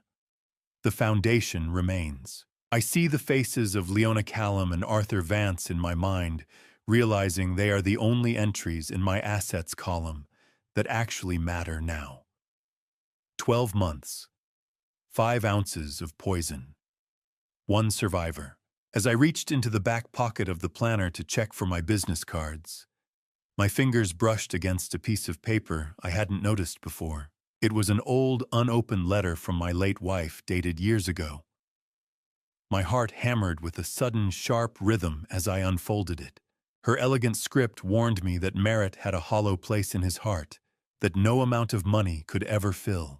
She had seen the predator in the nursery while I was busy seeing a successor in the boardroom. I closed the planner, the leather creaking like the hull of a ship that had finally found calm water. I stood up, adjusting my tie, with hands that were as steady as the limestone foundation of the city below. I realized that my son hadn't just tried to kill me, he had accidentally made me immortal. I was no longer just Thane Garrison, the real estate titan. I was the man who survived, and I was just getting started. The walk to the elevator felt different today, my footsteps sounding with a new firm cadence against the polished stone of the lobby. After returning from dinner near 11:30 on this final night of 2025, I stepped into my office on McKinney Avenue and prepared for a final direct address. If you knew the exact price of your life in the eyes of the people you loved, would you still want to wake up in the morning?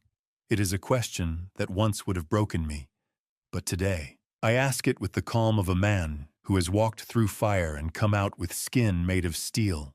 I sat in my new chair, looking directly into the cold glass eye of the camera lens, the red glow of the record light, acting as the only witness to my confession. I was preparing a message for the Garrison Foundation's inaugural launch, but it was more than a mission statement.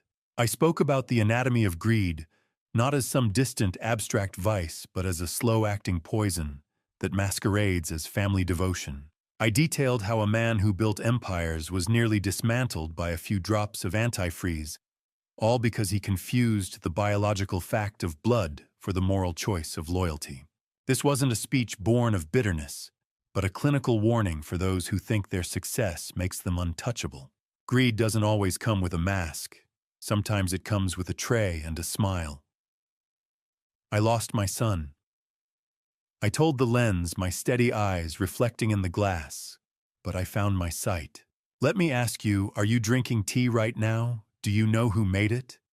It sounds like paranoia until it becomes your reality. I revealed then that this recording was my new living will. Any further attempt on my life by Merritt's remaining associates or shell company scavengers would trigger an automatic release of every encrypted file I have on my son's offshore financial crimes. I have ensured that his cage remains locked from the outside. Trust is a bridge you build with your own bones, and I had been the only one doing the heavy lifting for far too long. I concluded the message by defining what it truly means to survive.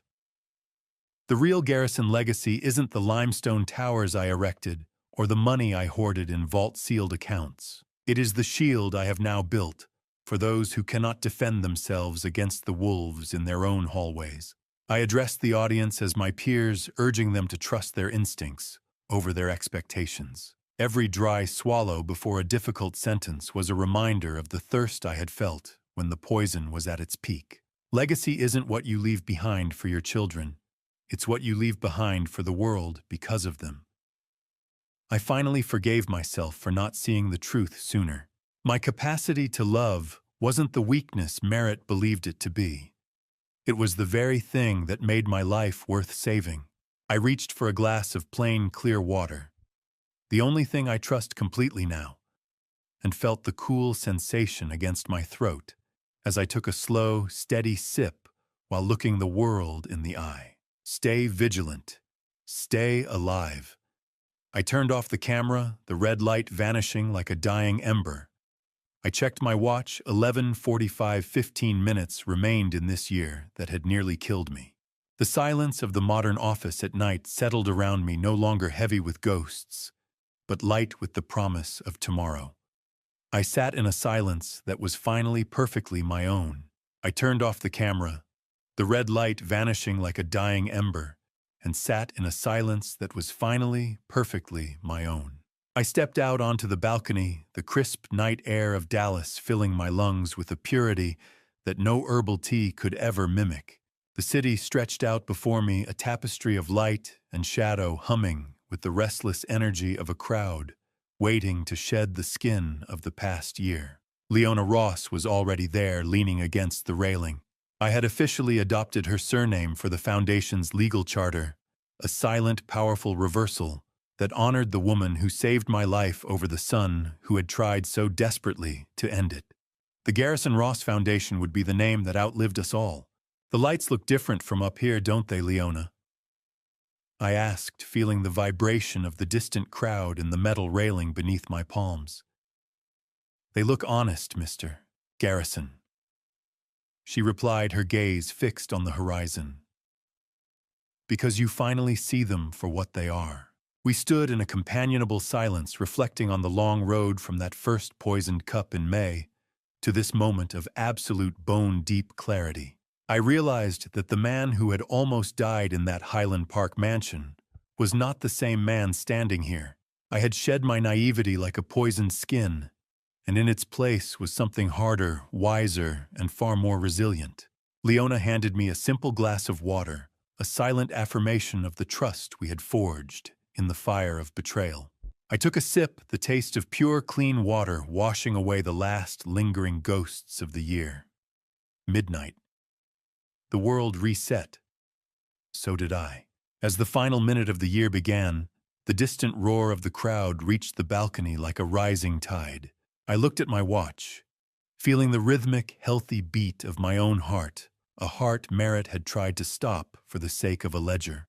My hands were steady, my mind was sharp, and for the first time in decades, I was not looking for a predator in the shadows. At the stroke of midnight, the sky over Dallas erupted in a kaleidoscope of red, gold, and white. The boom of fireworks echoed off the surrounding skyscrapers, the blinding flashes of light illuminating the city I had helped build. The fireworks weren't just lights. They were the shards of my old life falling away to make room for something brighter. I didn't think of the son sitting in a concrete cell or the woman waiting for a trial in a hospital wing. I thought of Arthur Vance, the nurse who saved me, and the thousands of others the Foundation would shield from the wolves. To a year where we don't have to watch our backs, I said, raising my glass to the exploding sky. Happy New Year, Thane, Leona said with a warm, steady smile. Welcome home. As the fireworks began to fade into a soft haze, I noticed that the faint, ghostly, metallic taste that had haunted me for months was gone. It was replaced by the sweet, cold scent of ozone hanging in the night air, a natural, honest reaction to the world, proving my senses were now entirely my own. I raised my glass once more to the vanishing lights, the glow of 1,000 new beginnings reflecting in my eyes, and I finally let go of the breath I'd been holding since May. Looking back now, I realized the greatest mistake I made was not the empire I built, but the blindness I carried inside my own home. I believed that sharing the same blood meant sharing the same values. That belief nearly cost me my life. If there is one lesson from this family story, it is this: love should never replace awareness.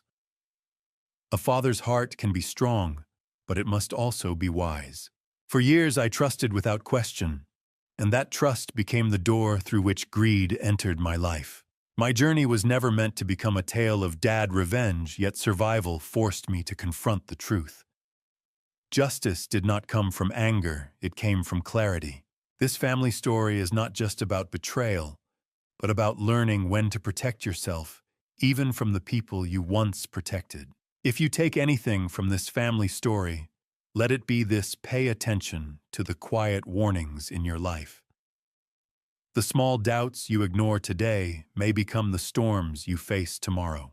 What people call dad revenge was for me simply the courage to stand up and stop the destruction before it was too late. And through it all, I believe God revealed the truth at the exact moment I needed it most. So if this dad revenge story has taught me anything, it is that legacy is not measured by money or property. It is measured by the lives we choose to protect. Thank you for walking with me to the end of this journey. Please share your thoughts in the comments. What would you do if you were in Thane's position, discovering that your own family had betrayed you? I would truly value hearing your perspective. If this story moved you in any way, consider subscribing so you won't miss future stories. A quick note: while this narrative explores real themes like family betrayal and elder financial abuse, some elements have been dramatized for storytelling purposes. If this type of content isn't your style, feel free to explore other videos on the channel that may suit you better.